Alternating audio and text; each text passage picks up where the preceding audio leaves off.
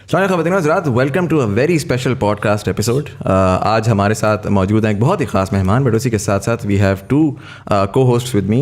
पाकिस्तान के जिन्होंने Pakistani podcast start की, the Pioneer of podcast in Pakistan, Junaid अकरम मेरे साथ मौजूद हैं एज अ को होस्ट. एंड उसी के साथ साथ तला अहद, who is the founder of पाकिस्तान's largest and first digital first news network. और इसके साथ साथ I like to introduce the guest हमारे साथ आज मौजूद हैं for the first time in the history of Pakistan. Pakistan के former prime minister Imran Khan साहब. Sir, thank you so much for being part of the show. मैं चाहूँगा कि जुनैद भाई आप स्टार्ट करें विद क्वेश्चन. सलाम खान साहब, thank you so much for the opportunity. Khan साहब, हम ट्रेडिशनल सवालों पे तो आएंगे, लेकिन I am gonna start with something जो कि मैंने कभी किसी इंटरव्यू में नहीं देखा किसी ने आपसे पूछा हो, and it's something very close to my heart. I mean, you are a man of strong nerves. आपने माशाल्लाह स्पोर्ट्स में इतने साल दिए, फिर आपकी अपनी 25 साल की जद्दोजहद है political. We've seen you and people idolize you for your strength, but at the end of the day you're a human being, and जो भी recent developments हुए हैं, it must have disappointed you in some way or the other. How are you feeling emotionally about this? देखिए जुनैद, पहले सब के लिए because मेरा 70 साल का ऑलमोस्ट हो गया हूँ, तो आप सब जो यूथ है इस मुल्क की, जो फ्यूचर है, उसको एक बड़ी इम्पॉर्टेंट चीज़ रियलाइज़ करनी है कि देखें, जो ज़िंदगी है ना, वो कभी एक स्ट्रेट लाइन में नहीं जाती. कोई आज तक दुनिया में ऐसा इंसान नहीं आया जो एकदम ज़ीरो से एकदम कामयाब हो गया. वो एक साइकिल्स में जाता है. ऊंच नीच ज़िंदगी का नाम है, और जितना आप ऊपर को एम करेंगे उतनी आपको डाउन साइड ज़िंदगी में आएंगे, बुरे वक्त आएंगे. जितना आप ऊपर जाएंगे गिरेंगे भी आप काफ़ी. सो देखिए, एक ये जो आपकी ज़िंदगी की जो स्ट्रगल है, अगर आपने कोई भी चीज़ अचीव की हो, और ख़ास तौर पे जो स्पोर्ट्स है, स्पोर्ट्स एक बड़ा एक ऐसा कीमती सबक आपको सिखाती है जो शायद और कोई चीज़ नहीं सिखाती. और वो क्या है? हार जीत. आपको हारने के भी डायनामिक समझ आते हैं, आप जीतने के भी को समझ जाते हैं कि जीत परमानेंट नहीं है. वो थोड़ी देर अगर आपने मेहनत ना की तो फिर आप नीचे आ जाएंगे. तो ये जो साइकिल है, ये एक मेरी ऐसी ट्रेनिंग हुई है जो किसी पॉलिटिशियन की वो ट्रेनिंग नहीं है. कोई पॉलिटिशियन ने 20 साल खेलों की ग्राउंडों में हार जीत नहीं देखी. सो किसी ने पॉलिटिक्स में पाकिस्तान में सवाए कायदे आज़म के 22 साल अपनी ज़िंदगी के गुजारे ऑपोजिशन में नहीं है, किसी ने नहीं गुजारे, और मुश्किल वक्त में. सो देखें, ये मेरी बड़ी मिक्स्ड फीलिंग्स है इस पे. ये जो हुआ है, एक के इतनी बड़ी बाहर की साजिश हुई, और वो साजिश के को कामयाब करने के लिए पाकिस्तान में जो मीर जाफ़र और मीर सादिक, उन्होंने पूरा साथ दिया उनका, और सब ने मिल के एक इलेक्टेड गवर्नमेंट को गिराया जो 22 करोड़ लोगों की इलेक्टेड जो रिप्रेजेंट करती थी. और वो गिराया बाहर की साजिश क्यों थी?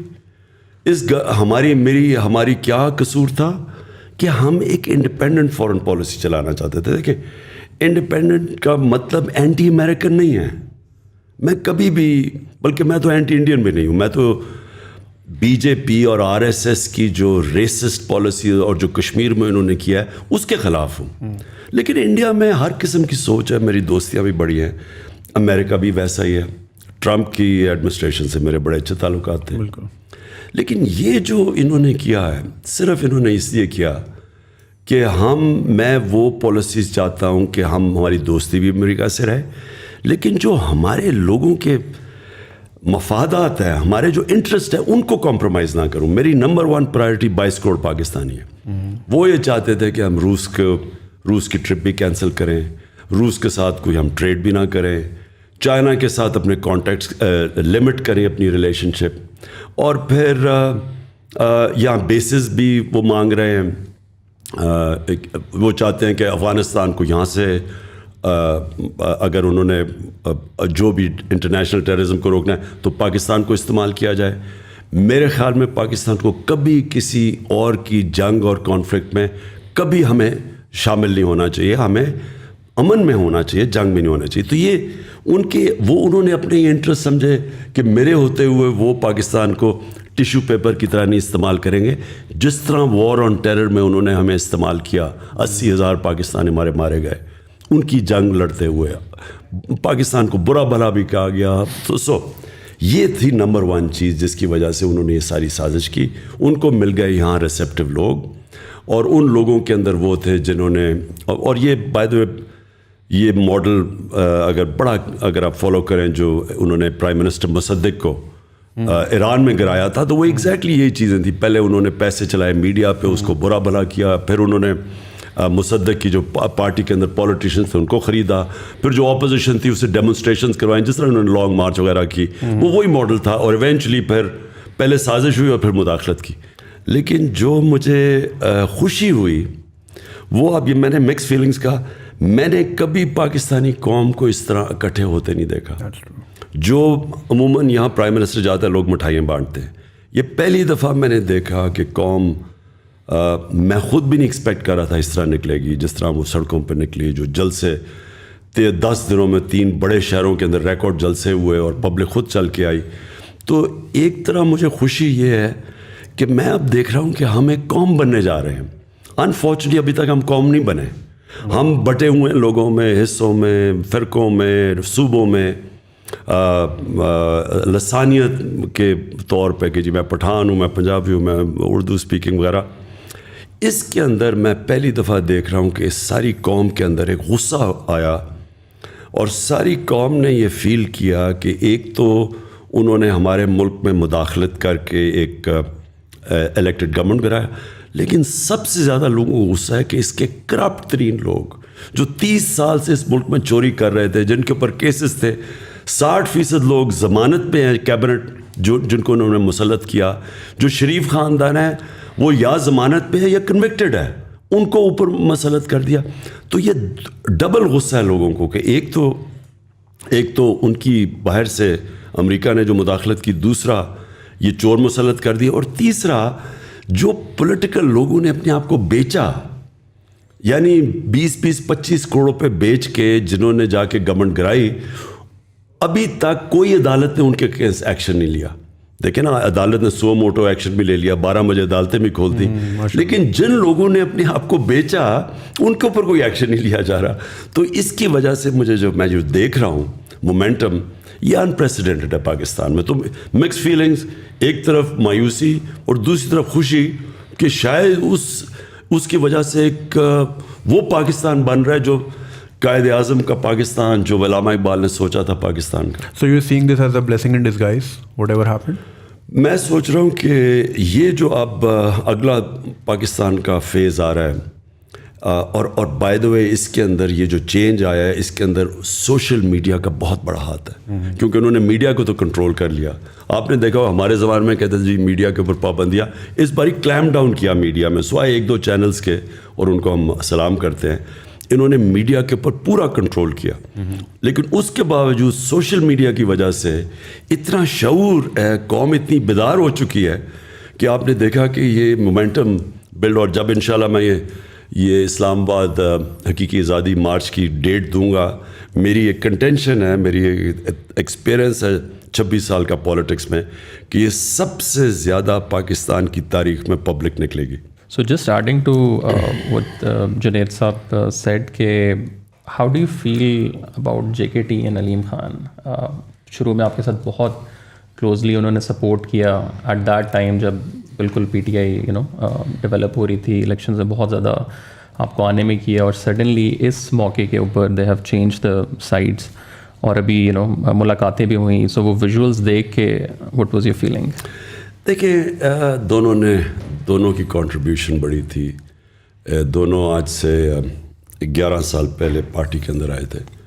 پارٹی یاد رکھیں 26 سال سے چل رہی تھی. تو جب پارٹی اٹھی, جب ہمارا مینار پاکستان میں 30 اکتوبر 2011 کو ایک دم ایکسپلوڈ کی پاکستان کی پولیٹکس میں پی ٹی آئی, تو دونوں اس کے بعد جوائن کیا, اور دونوں نے محنت بھی کی. جو مجھے ڈس اپوائنٹمنٹ ہوئی ان کے اوپر وہ یہ کہ انہوں نے محنت کی, لیکن کیا محنت کی اس آئیڈیل کے لیے جس کی وجہ سے میں 26 سال پہلے پولیٹکس میں آیا تھا. میری پاکستان میں ایک وہ آدمی جس کو اللہ سب کچھ دے چکا تھا, میں تو پالیٹکس میں ایک آئیڈیلزم لے کے آیا تھا کہ ہم نے ایک نیا پاکستان بنانا ہے جو ایک فلاحی ریاست بنے گی جدھر رول آف لا ہوگا, قانون کے سامنے سب ایک برابر ہوں گے. کیا ان کے وہی آئیڈیلز تھے؟ اور انفارچونیٹلی میں سمجھتا ہوں کہ ان کا اور مقصد تھا وہ پاور میں آنے کا, وہ ان کا وہ آئیڈیل نہیں تھا جو میرا تھا. میرے خیال میں وہ پاور میں وہ, اور وہ پھر واضح بھی ہو گیا کیونکہ اگر ان کا وہ آئیڈیل ہوتا تو وہ آج ان لوگوں کے ساتھ نہ کھڑے ہوتے جن کو میں 26 سال سے کہہ رہا ہوں کہ ملک کے سب سے بڑے ڈاکو ہیں. میں تو بلکہ چوروں کی وجہ سے تو آیا تھا پالیٹکس میں. میں نے تو پہلے دن سے کرپشن کو مین ایشو اٹھا کے ان دونوں جو فیملیز ہیں جو لوٹ رہی تھیں ملک کو, ان کے خلاف آیا تھا. اگر آج وہ ان کے ساتھ چلے گئے ہیں تو اس کا مطلب کہ ان کا یہ تو آئیڈیل نہیں تھا رول آف لا. انصاف کی تحریک جو تھی, رول آف لا کا مطلب قانون کے سامنے سب ایک برابر. میرے خیال میں وہ بھی جب ان کا یہ نہیں تھا, وہ بھی سمجھتے تھے کہ پاور میں آ کے تو وہ پاور کی پریولیجز انہوں نے استعمال کرنی تھی. دیکھیں پاور میں آ کے پیسہ میری اگر بزنس ہو, میں پاور میں آ کے تو بڑے آرام سے پیسے بنا سکتا ہوں, میں ہر طرح پریویل کر سکتا ہوں. اگر میں ریل اسٹیٹ میں ہوں تو میں انلیگل زمین کو پاور میں آ کے لیگل کروا سکتا ہوں, گرین کو گرے کروا کے اربوں روپیہ بنا سکتا ہوں. میرے تو بڑا آسان ہے. آج اگر مثلا ملک ریاض پاور میں آ جائیں تو ملک ریاض تو دنیا کے سب سے امیر آدمی بن سکتے ہیں کیونکہ پاور میں تو آپ کے پاس سب اپرچونیٹیز ہیں. سو بزنس اگر آپ نے کرنی ہے تو آپ علیحدہ رہیں. میری نظر میں اگر پالیٹکس کرنی ہے تو ایک ہائر آئیڈیل کے لیے آئے. میں نہیں ابھی اپنے لیے بنا سکتا تھا. نواز شریف نے جتنی دیر میں نے پرائم منسٹر رہا ہوں, نواز شریف تب تک 18 فیکٹریاں بنا چکا تھا. نیشنلائز بینک سے پیسے لے کے فیکٹریاں بنائی اور پھر وہ قرضے معاف کروا لیے. تو یہ تو چوری ہے, یہ بزنس نہیں ہے. تو میں سمجھتا ہوں کہ جو پاور میں آئے, اور انشاءاللہ اب جس کو میں ٹکٹ دوں گا اپنی پارٹی کے اندر, میں اس سے پہلے پلیج لوں گا کہ اگر آپ کوئی بزنس کرنا چاہتے ہیں پاور میں نہ آئیں. اگر آپ پاور میں آتے ہیں تو یہ نہ سمجھنا کہ میں آپ کی بزنس کو فائدہ کرواؤں گا ایلیگلی. تو انفارچونیٹلی جہانگیر کا پھنس گیا ایشو وہ چینی کی, جب قیمتیں اوپر گئیں تو جب شوگر مافیا کے اوپر پہلی دفعہ انکوائری بٹھائی تو ادھر ڈفرینسز آ گئے. علیم خان کا یہ ہے کہ انہوں نے 300 ایکڑ زمین لے لی راوی کے اندر, وہ لیگل کروانا چاہتے تھے اور راوی کے بیڈ کے اوپر ایلیگل ہے زمین. پلس ان کے کیسز نیب میں بھی تھے, ان کے کیسز یہ پینڈوراز پیپر میں بھی ان کا نام آ گیا. تو وہ میرے خیال میں وہ میرے سے ایکسپیکٹ کرتے تھے کہ جب میں, کیونکہ ہم پاور میں ہیں تو ہم وہی چیزیں کریں جو نواز شریف اور یہ زرداری کرتے آئے ہیں کہ پاور میں آ کے سارے غلط کام جائز کروا دیں. تو ڈفرینسز ادھر سے ہوئے ہیں اور اب وہ جدھر چلے گئے ہیں کلیئرلی یہ ہے کہ ان کے لیے کرپشن کوئی ایشو نہیں ہے. تھوڑا سا میں اس کا اگر زوم ان کروں, ظاہر آپ نے ایک بڑے لیول پہ تو آپ نے کہا کہ دیر از اے فارن کنسپریسی, اور ایک یہ کہ باہر کی سازش ہے جس کے اندر جو ہے وہ دوسرے ملک ملوث ہیں. اگر میں لیکن تھوڑا زوم ان کروں پالیٹیشنس کو, چلے آئی انڈرسٹینڈ آپ کی پالیٹکس بھی یہ رہی ہے کہ politicians have been corrupt in Pakistan and it's easily believable as well. But then we saw کہ انسٹیٹیوشنس میں بہت ساری چیزیں ہوئی. ہم نے دیکھا رات کو عدالت بھی کھلی, ہم نے اور بہت ساری چیزیں دیکھی. ہم ٹویٹر پہ جاتے ہیں تو people are very aggressive towards institutions these days. آپ کا اس کے بارے میں اگر میں تھوڑا سا آپ سے پوچھوں کہ زوم ان کر کے how do you feel about the judiciary and the establishment جو کنونشنل اسٹیٹس کو کنسیڈر ہوتی ہے؟ دیکھیں میں بڑا کانشیس ایک چیز کا ہوں کہ یہ ملک نے جب, اور میرے میں کوئی شک نہیں کہ یہ ملک نے بڑا عظیم ملک بننا ہے. میں آپ یہ کہیں گے کہ 3.5 سال میں نے رہ کے کیا ایکسپیرینس کیا, میں نے ریئلائز کیا کہ پاکستان کا جو پوٹینشیل ہے اس کو چھوٹا سا بھی 5% بھی ہم نہیں پہنچ رہے اس کے اوپر, کہ اس میں پوٹینشیل بہت ہے. اللہ نے بڑی, جدھر دیکھیں تو پوٹینشیل ہے اوپر آنے کا, ہر فیلڈ کے اندر پاکستان اوپر آ سکتا ہے. ہمارا پرابلم کیا ہے؟ رول آف لا نہیں ہے. ہمارا پرابلم یہ ہے کہ جو طاقتور ہے وہ اپنے آپ کو قانون کے نیچے نہیں لے کے آتا. سو جو اسٹرگل ہے اس وقت پاکستان کی وہ ہے انصاف کی. دیکھیں کوئی بھی دنیا میں آپ کوئی ملک لے لیں جدھر رول آف لا نہیں ہے وہاں غربت ہے. کوئی ملک لے لیں, ڈیولپنگ ورلڈ کا مسئلہ ہی رول آف لا نہ ہونے کا ہے. ہر ڈیولپنگ ورلڈ کے اندر ان کی جو رولنگ ایلیٹ ہے وہ پیسے چوری کر کے باہر, منی لانڈر کر کے باہر چلی جاتی ہے. جو فیکٹ آئی پینل کی رپورٹ ہے, سیکرٹری جنرل UN کے نیچے جو پینل بیٹھی تھی, $1.7 ٹریلین ہر سال, 1700 ارب روپیہ ہر سال غریب ملکوں سے چوری ہو کے, منی لانڈر ہو کے ویسٹرن کیپٹلز میں مے فیئر ٹائپ فلیٹس کے اندر آف شور اکاؤنٹس میں چلے جاتے ہیں. غریب ملک غریب ہوتے جا رہے ہیں, امیر امیر ہوتے جا رہے ہیں, کیونکہ وہ یہ پیسہ ادھر جب جاتا ہے ان کو تو نوکریاں وہاں ملتی ہیں, فائدہ ہوتا ہے. ہمارے ملک جدھر سے چوری ہو رہا ہے پیسہ وہ غریب ہو جاتا ہے. تو پرابلم کیا ہے, ہمارے پاس وہ انصاف کا نظام نہیں ہے جو طاقتور ڈاکو کو پکڑ سکے, وہ صرف کمزوروں کو پکڑتا ہے. اور اس لیے ہمارے نبی صلی اللہ علیہ وسلم نے اس لیے انہوں نے یہ کہا تھا کہ جب ایک پریویلیج عورت تھی, قریش کی عورت, انہوں نے کہا جی اس کو سزا نہ دیں, تو انہوں نے تب کہا تھا, کیونکہ یہ تو جب قریش کی عورت ہے, اس نے جب چوری کی تھی, انہوں نے کہا کہ قوم تب تباہ ہوتی ہے جب چھوٹے چور کو آپ جیل میں ڈالیں اور طاقتور کو آپ NRO دے دیں, یعنی آپ چھوڑ دیں. یہ انہوں نے تب کہا تھا. آج ساری ڈیولپنگ ورلڈ کے اندر ایشو یہ ایک ہے کہ وہ طاقتور وائٹ کالر کرمنل کو نہیں پکڑ سکتے. ان کا جو سٹرکچر سارا بن گیا ہے, وہ یا پیسے ہوتے ہیں, پاورفل ہوتے ہیں, بچ جاتے ہیں. ابھی ساؤتھ افریقہ میں انہوں نے ایکس پریزیڈنٹ کو پکڑنے کی کوشش کی, وہاں جناب اس نے لوگ سڑکوں پر لگائے, کوئی 1200 لوگ مر گئے, وہ باہر پھر رہا ہے. تو جرت ان میں مورل اتھارٹی نہیں ہوتی طاقتور کو پکڑنے کی. تو ہمارا ایشو کیا ہے, میں یہ چاہتا ہوں کہ ہمارے جو ادارے ہیں وہ جب تک ان کے اندر یہ چیز نہیں آئے گی, مشنز ان کی جب تک ان کے اندر یہ جہاد کا جذبہ نہیں آئے گا کہ طاقتور کو جیل میں ڈالیں, ان کو جب پکڑیں. یہ ایشو یہ ہے پاکستان کا. ہمارے جو بڑے انسٹیٹیوشن جو کر سکتے ہیں, میں نے 3.5 سال میں کیا دیکھا. اب ہم کیا کہ عدلیہ آزاد ہے, ہم تو کچھ نہیں کر سکتے تھے. نیب آزاد ہے, نیب ہمارے کنٹرول میں نہیں تھی.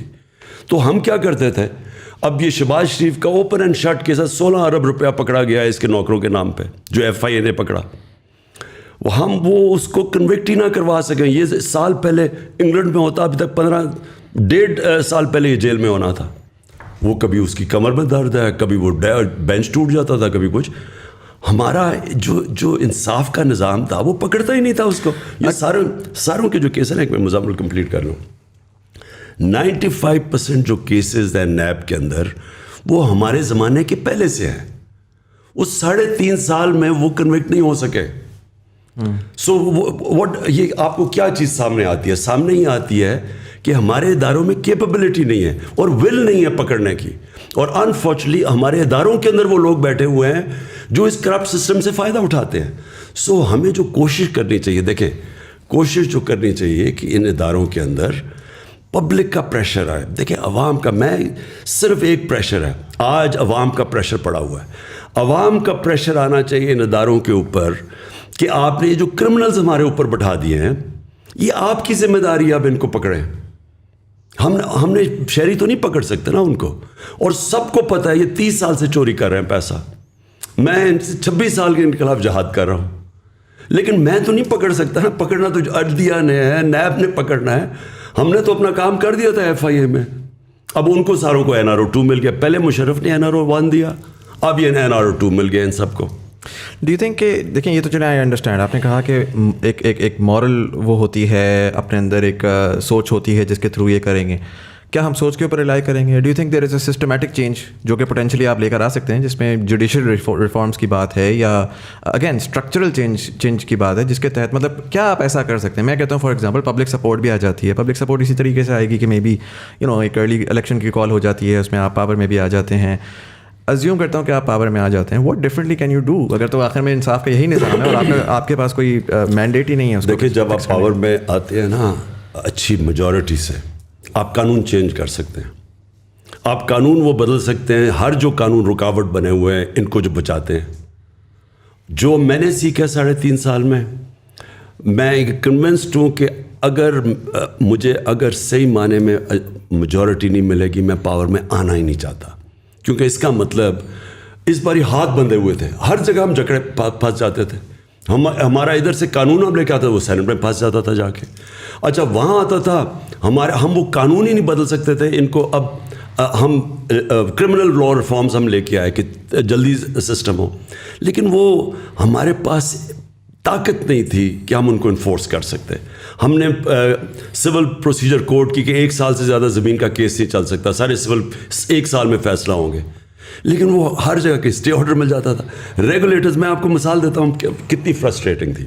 اب ریگولیٹرز ہیں, ریگولیٹر کا مطلب اب یہ مثلا شوگر مافیا ہے, سیمنٹ کے اندر کارٹلز بنے ہوئے ہیں, بڑے بڑے کارٹلز بنے ہوئے ہیں, آئل مارکیٹنگ کمپنیز کے کارٹل ہیں, اور ان کو پروٹیکٹ کون کرتا ہے عوام کو ان کارٹل سے؟ Competition commission. کمپٹیشن کمیشن کا یہ حال تھا کہ 11 سالوں سے ان کے اندر اسٹے آرڈرز پھنسے ہوئے تھے.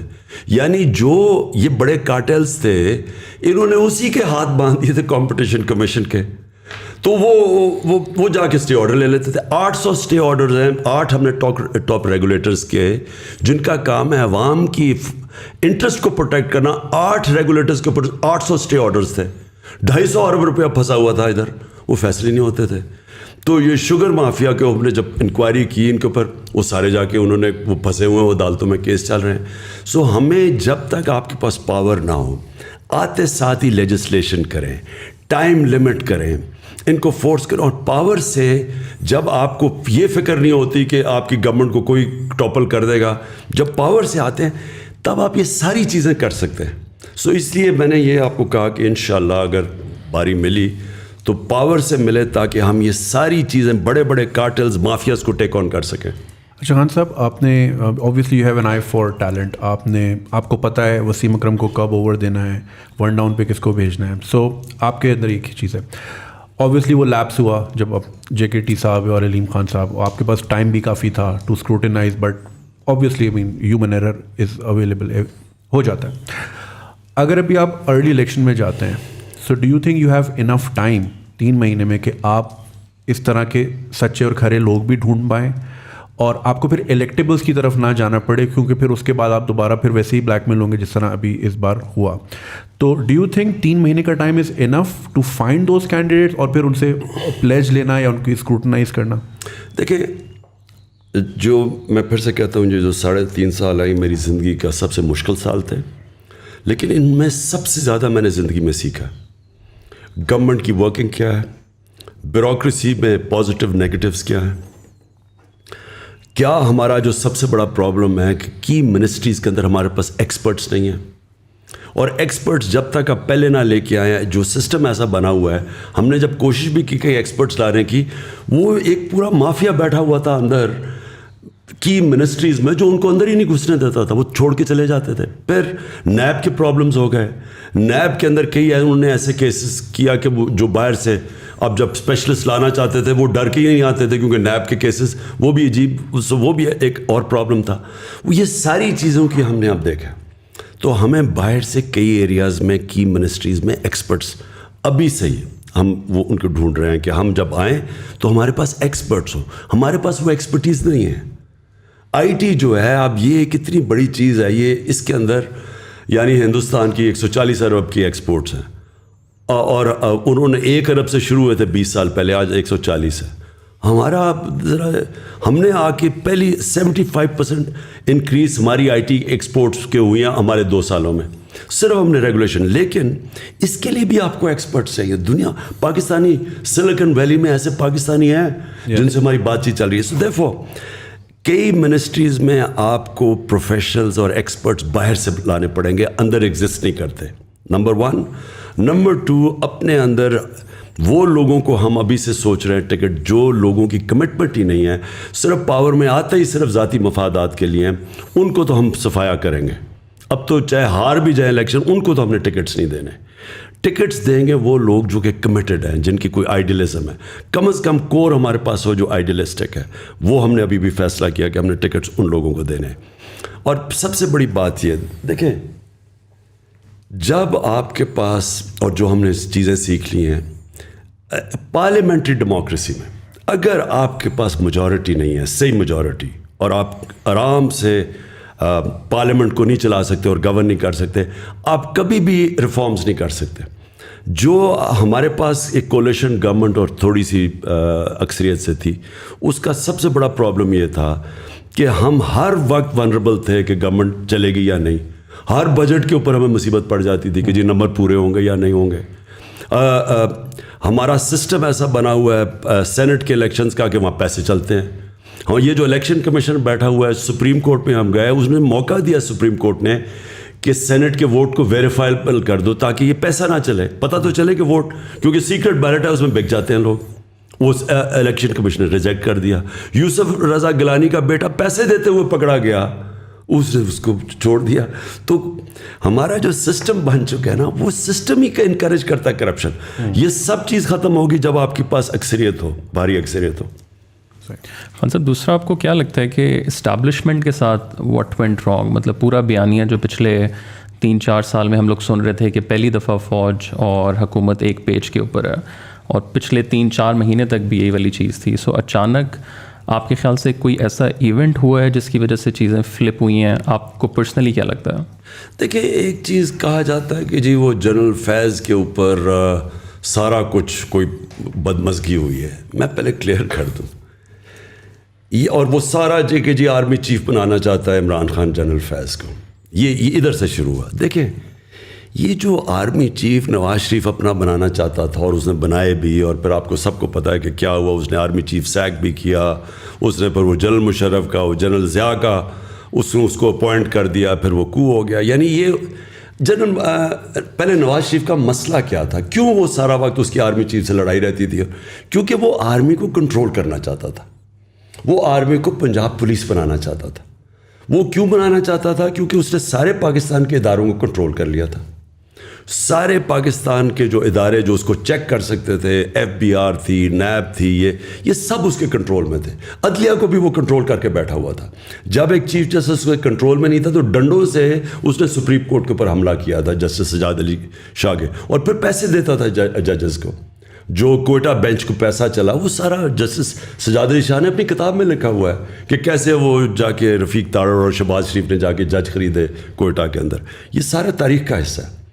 اس کا پرابلم کیا ہوتا تھا کہ فوج ایک ادارہ تھا جس کو وہ کنٹرول نہیں کر سکتا تھا, تو اس کی کوشش ہوتی تھی اپنا آرمی چیف بٹھانے کی, کیونکہ اس کا ڈر یہ ہوتا تھا کہ وہ ایک کمپلیٹ پاور چاہتا تھا.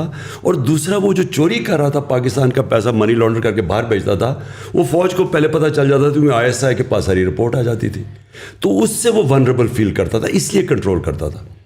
میرا کبھی نہ فوج سے کوئی ایشو ہوا ہے, کیونکہ میں نے نہ کبھی مداخلت کی ہے, نہ میں نے کبھی سوچا کہ میں کبھی اپنا آرمی چیف لے کے آؤں.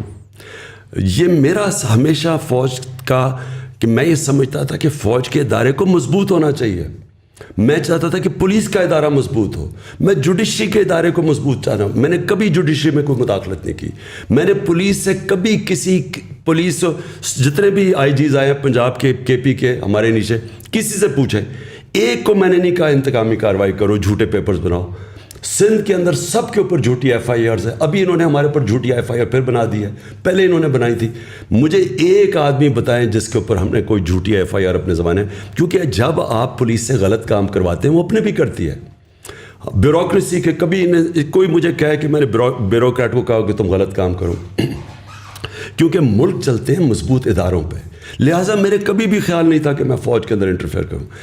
میرا صرف ایک ایشو تھا, مجھے یہ پتہ چل گیا تھا ایک کہ یہ افغانستان کے اندر, میں پچھلی گرمیوں کی بات کر رہا ہوں, کہ افغانستان میں پاسبلٹی سول وار کی. مجھے ڈر یہ لگا ہوا تھا کہ اگر, کیونکہ افغان اور طالبان کی جب امریکن جائیں گے وہاں سول وار ہوگی, اس کا فال آؤٹ آنا تھا پاکستان کے اوپر. فال آؤٹ پھر بھی آیا, ہمارے کئی فوجی پتہ نہیں کتنے شہید ہوئے ہیں جب سے جو آزاد ہوا افغانستان.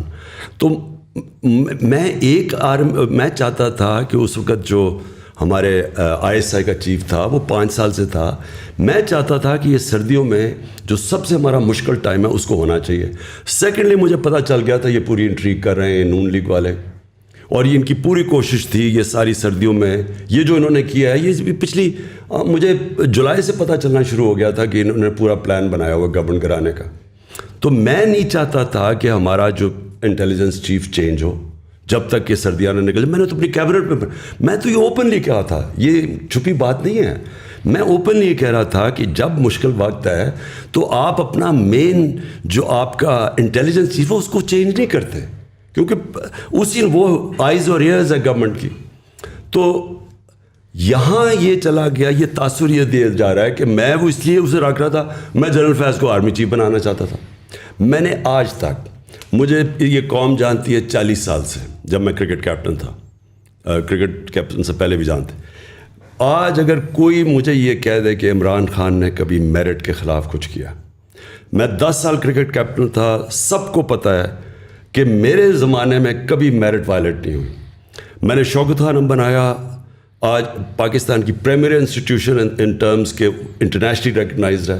جوائنٹ کمیشن انٹرنیشنل دونوں ہاسپٹلس کو انہوں نے سرٹیفائی کیا ہوا ہے, وچ مینس 4 پاکستان میں ہاسپٹل جن کو انٹرنیشنل سرٹیفیکیشن ہے. آج مجھے بتایا کہ کبھی شوکت خانم کے اندر سوائے میرٹ کے کچھ میں نے کیا ہو. نمل یونیورسٹی میں نے بنائی, اس کے اندر سارا میرٹ ہے, کوئی میرے رشتہ دار ان کو نہیں لے کے آیا, میرٹ پہ جو آتا ہے. میں نے کبھی, میں یہ سوچ بھی نہیں سکتا کہ آرمی چیف کے اوپر سوائے میرٹ کے میں کوئی اور فیصلہ کروں. میرا تو کوئی انٹرسٹ ہی نہیں ہے, مجھے تو کوئی اپنی کرپشن نہیں چھپانی, مجھے تو کسی سے کوئی خوف نہیں ہے. میں تو چاہوں گا کہ میری فوج کا ادارہ مضبوط ہو. تو یہ پھر پھیلایا گیا کہ عمران خان اپنا آرمی چیف لانا چاہتا ہے اور جنرل فیاض, یہ بعد میں ساری چیزیں کہیں گئی ہیں, میرے ذہن میں یہ کبھی نہیں تھا. لیکن آپ کو لگتا ہے کہ اس کے علاوہ بھی کوئی بات ہوئی ہے جو ابھی تک پبلکلی نہیں آئی؟ مطلب بہت سے لوگ کہتے ہیں کہ جی پی ٹی آئی گورنمنٹ جو تھی وہ فارن پالیسی کنٹرول کر رہی تھی, وہ یہاں سے نہیں ہونی چاہیے, وہ وہاں سے ہونی چاہیے. دیکھیں, میں نے تو جب سے آج سے چھوڑے 26 سال پہلے جب میں پولیٹکس شروع کیا ہے, تو میں نے تو کبھی اپنی جو میری اسٹیٹڈ ایم تھا فارن پالیسی کا, اس سے کبھی میں پیچھے نہیں ہٹا. میرا ہمیشہ یہ تھا کہ پاکستان ایک خوددار قوم ہے, لا الہ الا اللہ کا اس کا نعرہ ہے, یہ کبھی اس کو کسی قوم کے سامنے جھکنا اور غلامی نہیں کرنی چاہیے.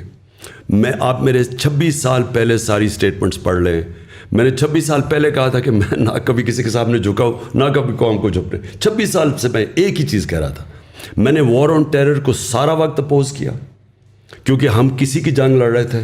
میں اکیلا آدمی تھا جو ساری جگہ اس کے خلاف. امریکہ میں جا کے میں نے کہا, ایشین سوسائٹی میں جو امریکہ کیا, اس کے اندر تھنک ٹینکس میں نے جا کے ایک ہی بات کی کہ یہ پاکستان کی جنگ نہیں تھی, ہم نے اپنی قربانی دی ہے. ہمیں امریکہ کی جنگ کے اندر ہم نے اپنے ملک کو قربان کیا ہے, لوگوں کو 80,000 اپنے لوگ قربان کیے. ملک کے کوئی نہیں بات کرتا قبائلی علاقہ کے لوگوں سے کیا گزرا ہے, سارا قبائلی علاقہ ہم نے ڈیوسٹیٹ کیا. تو میں ہمیشہ چاہتا تھا کہ پاکستان ایک آزاد ملک ہو, خوددار ملک ہو, اس کی فارن پالیسی آزاد ہو, ہم IMF کے غلام نہ بنیں, اور یہ کبھی چینج نہیں ہوا. تو میں نے تو جو اپنی فارن پالیسی تھی اسی کے مطابق رکھی. ہمارا انٹرسٹ کیا ہے؟ چائنا ایمرجنگ دنیا کی اکنامک اسٹرینتھ ہے, ہمیں چائنا کے ساتھ ہمیشہ اچھے تعلقات, ہمارا نیبر بھی ہے, ہمارے ٹریڈیشنل تعلقات ہیں. ادھر سے پش بیک یہ آتی تھی کہ تم کٹیل کرو گے چائنا سے زیادہ, کیونکہ امریکہ اور وہ بلاکس میں جا رہے تھے. ہم نے کہا ہم دونوں سے دوستی رکھیں گے, اور ہم نے کبھی اینٹی امریکن میری پالیسی تھی. اور دوسری چیز یہ جو رشیا کا ٹرپ, ہمارے لیے رشیا سے, اگر ہندوستان رشیا سے سستا تیل خرید سکتا ہے تو ہم کیوں نہیں خرید؟ ہندوستان کو ان کو اسٹریٹجک ایلائی ہے, ان کوڈ کا حصہ ہے. ہمیں تو وہ 3 میں نہ 13 میں ہمیں حکم دے رہے ہیں کہ ان سے نہ 30% کم پہ تیل مل رہا تھا, 30% کم پہ 20 لاکھ ٹن گندم ہم نے خریدنی تھی, وہ ہمیں سستی مل رہی تھی. تو میرا تو انٹرسٹ اپنے لوگ ہیں. اور پھر بیسس پاکستان میں بالکل بلیو نہیں کرتا, کیونکہ ہم ایک دم ملوث ہو جاتے ہیں کسی کی جنگ میں. سو دیئرفور میری فارن پالیسی ہمیشہ کلیئر تھی. اگر اور لوگوں کو یہ چیز پسند نہیں تھی تو میں نہیں جانتا, لیکن میں پرائم منسٹر تھا, میں چیف ایگزیکٹو ہوں, میرا پروڈاگٹیو ہے فارن پالیسی, اور یہ میری فارن پالیسی تھی. تھوڑا سا کانورزیشن کو میں سوئچ کروں گا. آپ نے پہلے اس میں ظاہر ذکر کیا ایک overall things that you are seeing, اس میں یہ بات آتی ہے کہ نظام کرپٹ ہے. It's not just these individuals but, اور پہلے بھی میں آپ کا سنتا رہا ہوں تو سوسائٹی ہماری انفارچونیٹلی مورلی بھی کرپٹ ہو چکی ہے, اور بہت سارے اس میں مسائل ہیں. تو نظام بار بار نظر آتا ہے. اگر میں آپ سے پوچھوں اگین, اگر میں اس پرٹیکولر انسیڈنٹ کو اٹھاؤں تو ہم دیکھتے ہیں کہ پارلیمنٹری سسٹم جو ہے وہ بڑے آرام سے کنٹرول ہو سکتا ہے. سسٹم ہی ایسا ہے جس کے اندر اس میں ایک تو 2 مسئلے مجھے نظر آتے ہیں. پہلا تو یہ ہے کہ اگر میں آپ کی پارٹی کی بات کروں تو at this point in time, if I were to look at it, I think 95% of the people are voting for you, they not voting for the individual standing in the constituency. And so وہ آپ کے نام پہ vote کر کے آتے ہیں, اور پھر آخر میں آ کے وہ they go towards some other party and essentially so do you think کہ ابھی جو آپ کو ایک پبلک سپورٹ اور پبلک سینٹیمنٹ ملی ہوئی ہے, اس میں آپ صرف الیکشنز کے لیے ہی کریں گے, یا آپ کو لگتا ہے کہ شاید پاکستان کو ایک ڈفرینٹ نظام کی ضرورت ہے؟ پریزیڈینشیل سسٹم کی ملٹیپل ٹائمز بات ہوئی.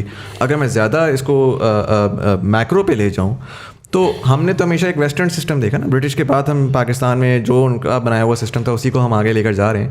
بٹ دنیا میں بہت سارے اور نظام ایگزسٹ کر رہے ہیں. چائنا کا اپنا اسٹائل ہے, ٹرکی کا اپنا اسٹائل ہے. ڈو یو تھنک کہ ہمارے پاکستان کو بھی ایک ری امیجنیشن کی ضرورت ہے, مے بی ایک نئے کانسٹیٹیوشن کی ضرورت ہے, مے بی ایک نئے اسٹرکچر کی ضرورت ہے. پہلے تو ایک چیز یاد رکھ لیں, کوئی بھی دنیا کا نظام لے آئیں, اس کے اوپر شریف اور زرداری بٹھا دے, وہ سارے نظام کرپٹ ہو جائیں گے. آج آپ انگلینڈ کے اندر وہ نواز شریف جو اس کو کسی طرح پرائم منسٹر بنا دیں انگلینڈ کا, میں آپ کو گارنٹی کرتا ہوں کہ 10 سال میں وہ مقروض ہو جائے گا ملک, اور وہ پاکستان سے کہے گا کہ میں قرضے دو. دیکھیں, سب سے پہلے تو جو پارلیمنٹری ڈیموکریسی کے اندر آپ کو ایک چیز سمجھنی ہے, جو برطانیہ کی, جو میں بڑی کلوزلی دیکھا ہوا اور اسٹڈی کیا, اس کا جو بیسز ہوتا ہے نا, وہ بنیاد جو رکھی جاتی ہے وہ رکھی جاتی ہے امر بالمعروف پہ, کہ ان کی جو موریلٹی ہے ایک مورل سٹینڈرڈز کے اوپر پارلیمنٹری ڈیموکریسی کھڑی ہوتی ہے. دیکھیں, ڈیموکریسی ایک پارلیمنٹ کے پاس تو فوج نہیں ہے, لیکن ان کے پاس مورل اتھارٹی ہوتی ہے.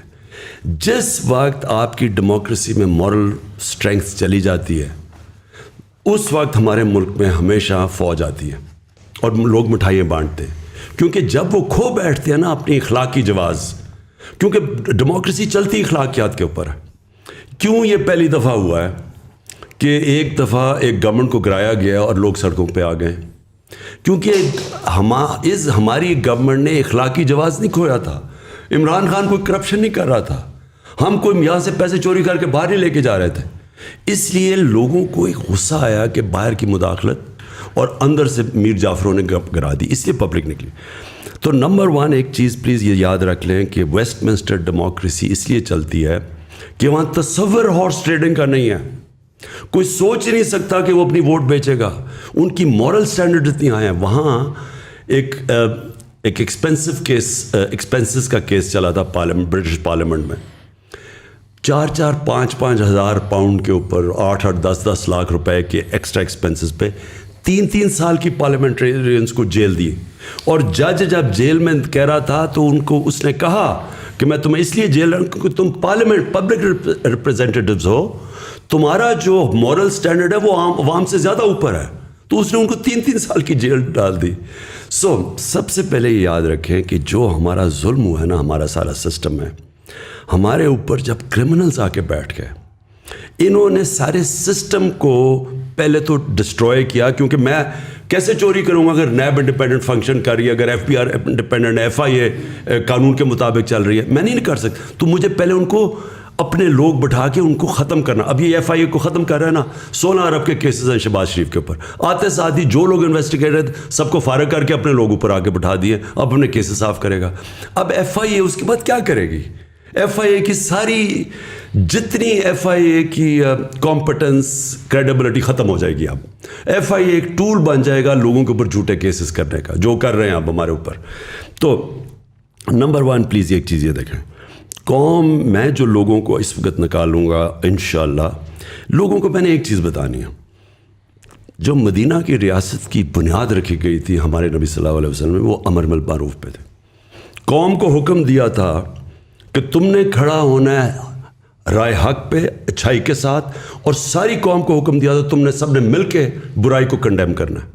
یہ آج آپ اسکینڈینیویا میں چلے جائیں, آج آپ سوئٹزرلینڈ میں چلے جائیں, سوئٹزرلینڈ میں یہ حال ہے کہ آج آپ سڑک پہ چلتے چلتے کاغذ پھینک دینا سڑک پہ, جو شہری ہوگا وہ آ کے کہے گا کہ آپ نے یہ کیا کیا. شہری آپ کے اوپر کہیں گے کہ آپ نے غلط کام کیا ہے. یہ امر بالمعروف تھا, یہ مدینہ کی ریاست اس پہ کھڑی ہوئی تھی. ہمارے ادارے کہتے ہیں کہ جناب ہم نیوٹرل ہیں. نیوٹرل کی اللہ نے اجازت ہی نہیں دی کسی کو. آپ یا حق کے ساتھ کھڑے ہیں یا باطل کے ساتھ کھڑے ہیں, آپ نیوٹرل نہیں ہو سکتے. تو یہ کہنا, آپ دیکھ رہے ہیں بڑے بڑے ڈاکو آ کے اوپر بیٹھ گئے ہیں اور کہ جی میں تو نیوٹرل ہوں. نیوٹرل انسان کو اللہ نے اجازت نہیں دی. آپ جب اگر آپ حق اور باطل کی جنگ میں آپ نیوٹرل ہو جائیں, اس کا مطلب آپ باطل کا ساتھ دے رہے ہیں. اس پہ اگر میں جو پرٹیکولرلی لاسٹ بات ہے آپ کی, کہ اگر آپ ادارے نیوٹرل ہیں, نظام کرپٹ ہے, اوپر آ کے یہ دوسری ایک گورنمنٹ ہے, آپ کہہ رہے ہیں کہ وہ آ کے اپنے بندے بیٹھا رہے ہیں, ECP کے چیئرمین آپ کہہ رہے ہیں کہ جی اینٹی PTI ہیں. یعنی ECP کا جو الیکشن کمیشن کا جو چیئرمین ہے, یہ اس سے زیادہ بائسڈ آدمی آیا ہی نہیں ہے پاکستان میں. اس سے سب سے بڑی بات میں آپ کو بتاؤں, جب عدالت کے اندر انہوں نے اس نے جا کے اسٹیٹمنٹ دی 7 مہینے سے پہلے میں الیکشن نہیں کروا سکتا, عدالت کو اس دن اس کو فارغ کر دینا چاہیے تھا. کانسٹیٹیوشن کے اندر لکھا ہوا ہے کہ 3 مہینے میں الیکشن کمیشن نے الیکشن کروانے کی تیاری رکھنی چاہیے. 90 ڈیز سے زیادہ اگر گورنمنٹ آج جاتی ہے تو 90 ڈیز میں آپ کو الیکشن کروانا ہے. یہ کس منہ سے کہہ رہا تھا مجھے 7 مہینے دو؟ اس کا مطلب کہ یہ کمپٹنٹ, اس کو اس دن سیک کر دینا چاہیے تھا. اس نے اس لیے کیا کیونکہ اس نے یہ گورنمنٹ کا موقف جو تھا شہباز شریف وغیرہ کا کہ جناب ابھی الیکشن نہیں ہونے چاہیے, تو اس نے ان کا ساتھ دیا ہے. نہیں but so my question is کہ میں کہتا ہوں ٹھیک ہے ای سی پی یا الیکشن کمیشن کے چیئرمین جو ہیں وہ بھی بائسڈ ہیں, آپ کے جو ہیں وہ ادارے بھی نیوٹرل ہیں, پبلک سپورٹ ہے undoubtedly, and we've seen that in جلساز throughout Pakistan as well, and social media کا بڑا ایویڈنٹ ہے. What makes you so sure کہ آنے والی الیکشن جو ہے وہ آپ you even have a fighting chance then, because lot of your supporters are just like یار فائدہ ہی نہیں ہے, یہ تو ٹائمز آیا ہے, یہ تو ٹھیک ہے ہم ساری اپنی نوائز نکال لیں گے, لیکن at the end of the day جب پورا نظام اگر کرپٹ ہے تو is it even worth fighting for? نظام میں انسان بیٹھے ہوئے ہیں, وہ سارے انسانوں کے گھروں میں بیوی بچے ہیں, وہ سارا اس وقت جو بیوی بچے ہیں وہ سارے کھڑے ہو گئے ہمارے ساتھ آ کے. یہ جو پبلک ہے ان کے اندر اس طرح اتنا بڑا چینج آیا ہے کہ کوئی بھی نہیں ایکسپیکٹ کر رہا تھا. جو سازش کر رہے تھے وہ یہ ایکسپیکٹ ہی نہیں کر رہا تھا کہ اس طرح پبلک سڑکوں پہ کھڑی ہو جائے گی. انہوں نے تو سوچا تھا مٹھائی بانٹنے کی. انہوں نے کیا انہوں نے ایک کیریکٹر اسیسینیشن پوری کیمپین تیار کی. انہوں نے کرنا کیا تھا, انہوں نے کہنا تھا جیسے اس کو ہٹانا ہے, پہلے تو لوگوں نے کہنا ہے کہ اتنا ان پاپولر ہو گیا کیونکہ انہوں نے میڈیا پہ پوری کیمپین چلائی ہوئی تھی. مصدق کے اگینسٹ پہلے میڈیا پہ کیمپین چلی تھی, پیسے CIA نے پیسے خرچ کر کے کیمپین چلائی تھی. اور جب وہ کیمپین چل پڑی, پھر جب اس کو ہٹانا تھا تو لوگوں نے خوش ہونا تھا, اور پھر اس کی باقاعدہ کیریکٹر اسیسینیشن کرنی تھی جو انہوں نے تیار کی ہوئی ہے کیمپین. یہ ایکسپیکٹ ہی نہیں کر رہے تھے کہ پبلک اس طرح کھڑی ہو جائے گی. تو یہ خود شوق میں, اور یہ بھی نہیں ایکسپیکٹ کر رہے تھے کہ اداروں کے اندر لوگ سارے ہمارے ساتھ کھڑے ہو گئے ہیں. اس وقت اداروں کے اندر ان کے فیملیز سارے آج کھڑے ہیں.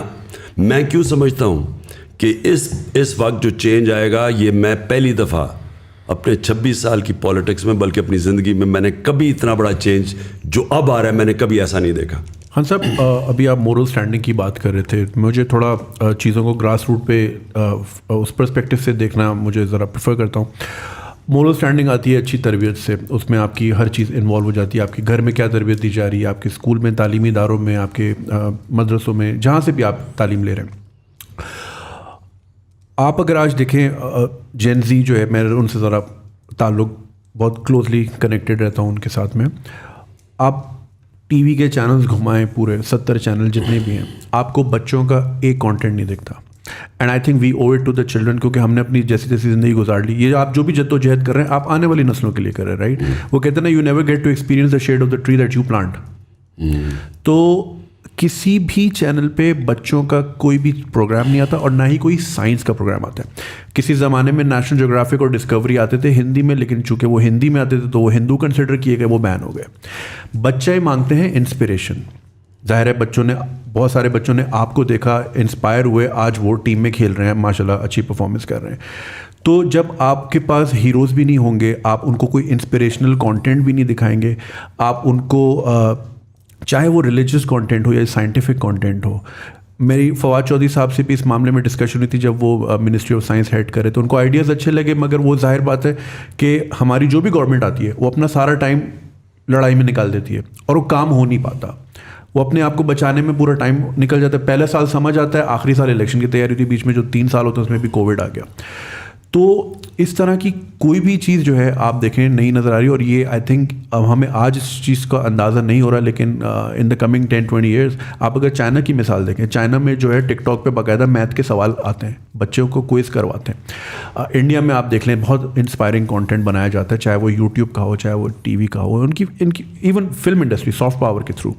تو یہ ایک بہت بڑا گیپ ہے, and I think we owe it to the children of this country. تو جو موریلٹی ہے نا اور ایتھکس, یہ ساری چیزیں میں نے جب مدینہ کی ریاست کی بات کرتا ہوں تو یہ ایک بڑا کیئرفلی ہمارے نبی صلی اللہ علیہ وسلم نے لوگوں میں کلٹیویٹ کیا تھا. میں نے رحمۃ للعالمین اتھارٹی بنائی. وہ کیوں بنائی؟ اس کا صرف ایک مقصد تھا کہ لوگوں کو سیرت نبی سے ان کی ایتھکس امپروو کریں. بچوں کو نبی صلی اللہ علیہ وسلم جو دنیا میں کبھی اس طرح کا اتنا عظیم انسان نہ آ سکتا نہ آیا, ان کی زندگی سے وہ بتائیں تو صحیح کہ وہ کیا ریولوشن آئی ہے. دیکھیں لوگوں کو یہی نہیں پتا کہ جب وہ 10 سال میں 622 سے لے کے 632 تک وہ جو ان کے 10 سال تھے مدینہ میں, وہ دنیا کا سب سے بڑا انقلاب آیا. آپ کو پتہ ہے جو ٹوٹل لوگ مرے جنگوں کے اندر 10 سالوں میں وہ 1200 تھے, 1200-1300 ٹوٹل لوگ مرے. سو ایکچولی وہ ایک فکری انقلاب آیا تھا, وہ ذہن چینج ہوئے تھے, انسان چینج ہوئے تھے. وہ جب تک آپ سیرت نبی نہ پڑھیں تو آپ کو پتہ ہی نہیں چلے گا کہ وہ کیا ہوا تھا. ہم نے اس لیے فیصلہ کیا کہ بچوں کو پڑھائیں سیرت نبی. اور میں نے پھر یہ بھی, کیونکہ اس وقت بہت بڑا اسالٹ ہے ویسٹرن کلچر, میں سب سے بہتر جانتا ہوں, میں نے اتنی زندگی 30 سال یعنی آف اینڈ آن وہاں گزارے. جب تک آپ نے جو بات کی میڈیا کے اوپر, کانٹینٹ ٹی وی پہ, فلموں میں, ہم اس کو اپنی کلچر اور اپنی دین کے ساتھ سنکرونائز نہیں کریں گے, ہم پھنسے رہیں گے بالی ووڈ اور ہالی ووڈ جن کے کلچر ہمیں پوری طرح سمجھ نہیں ہے کہ ان کی وہ کانٹینٹ نے کتنا بڑا ان کے کلچروں میں فائدے کیا کروایا اور نقصان کیا کروایا. آج وہاں فیملی سسٹم ٹوٹ چکا ہے. ہندوستان کے اندر ان کا جو ہالی ووڈ بالی ووڈ کلچر ہے وہ ان کی فیملی سسٹم کو ڈیوسٹیٹ کر رہا ہے. ہم اس کو جب اپنائیں گے تو ہمیں پتہ چلنا چاہیے کہ اس کے کانسیکوینس کیا ہے. اس وقت پاکستان اور مسلم دنیا میں جو چیز بچی ہوئی ہے وہ ہے ہمارا فیملی سسٹم. آپ جتنی ولگیرٹی اپنے ملک کے اندر لے کے آئیں گے, اور آپ ٹی وی پہ اور آپ موبائل فون کے اوپر جو کانٹینٹ ہے, جو پون ہے اس کے اوپر جس طرح کی چیزیں ہیں, آپ جتنا اس کو بڑھاتے جائیں گے اس کا ڈائریکٹ امپیکٹ پڑتا ہے فیملی سسٹم پہ. جو پردے کا کانسیپٹ ہے وہ صرف کپڑوں کا نہیں ہے. سارا پردے کا اگر آپ صحیح معنی میں کوئی ایکسپلین کریں لوگوں کو, اس کے پاس فلسفہ ہے کیا, وہ بیسکلی فیملی سسٹم کو بچانے کے لیے. آپ جتنی ولگیرٹی بڑھائیں گے, فحاشی بڑھائیں گے, آپ کا فیملی سسٹم افیکٹ ہو. ہالی ووڈ کے اندر ایک شادی کی ایوریج لائف سپین 2.5 سال ہے. 2.5 سال شادی لاسٹ کرتی ہے, کیونکہ وہ جو لائف سٹائل ہے اس میں خاندانی نظام چلتا نہیں ہے. تو میں یہ چاہتا تھا کہ پہلے تو ہم بچوں کی تربیت کروائیں اسکولوں سے سیرت نبی سے, کیونکہ انہوں نے مدینہ میں یہی امر بالمعروف اس کی بیسس رکھی تھی سوسائٹی میں. سیکنڈلی ہم کاؤنٹر کریں, جس طرح میں وہ ترکی کا جو سیریل تھا ٹی وی ارطغرل, اس کو میں جو یہاں لے کے آیا تھا پریزیڈنٹ اردوغان سے بات کر کے, اس کا مقصد یہ تھا کہ ہم آلٹرنیٹ لوگوں کو دکھائیں کہ ایک ایسا کلچر ہے جس میں یہ سارا جو فحاشی ہے, جو یہ بالی ووڈ وغیرہ جو گند ہے بالکل, جو تباہی کر رہا ہے, وہ ادھر بھی تباہی کر چکا ہے. ہالی ووڈ کے اندر جو ہم نے اپنی پہلے ایڈلٹس ہوتی تھیں 50 سال فلم کیا ہوتی تھی, اور آج آپ دیکھ لیں اور اس کا ایفیکٹ دیکھ لیں معاشرے میں. تو ہمیں دیکھیں کلچر ایکسچینج ہمیشہ ہوتا ہے, لیکن ایک ملک میں ایبلٹی ہونی چاہیے کہ کون سی کلچر کی چیزیں ہم نے لینی ہے اور کون سی نہیں لینی.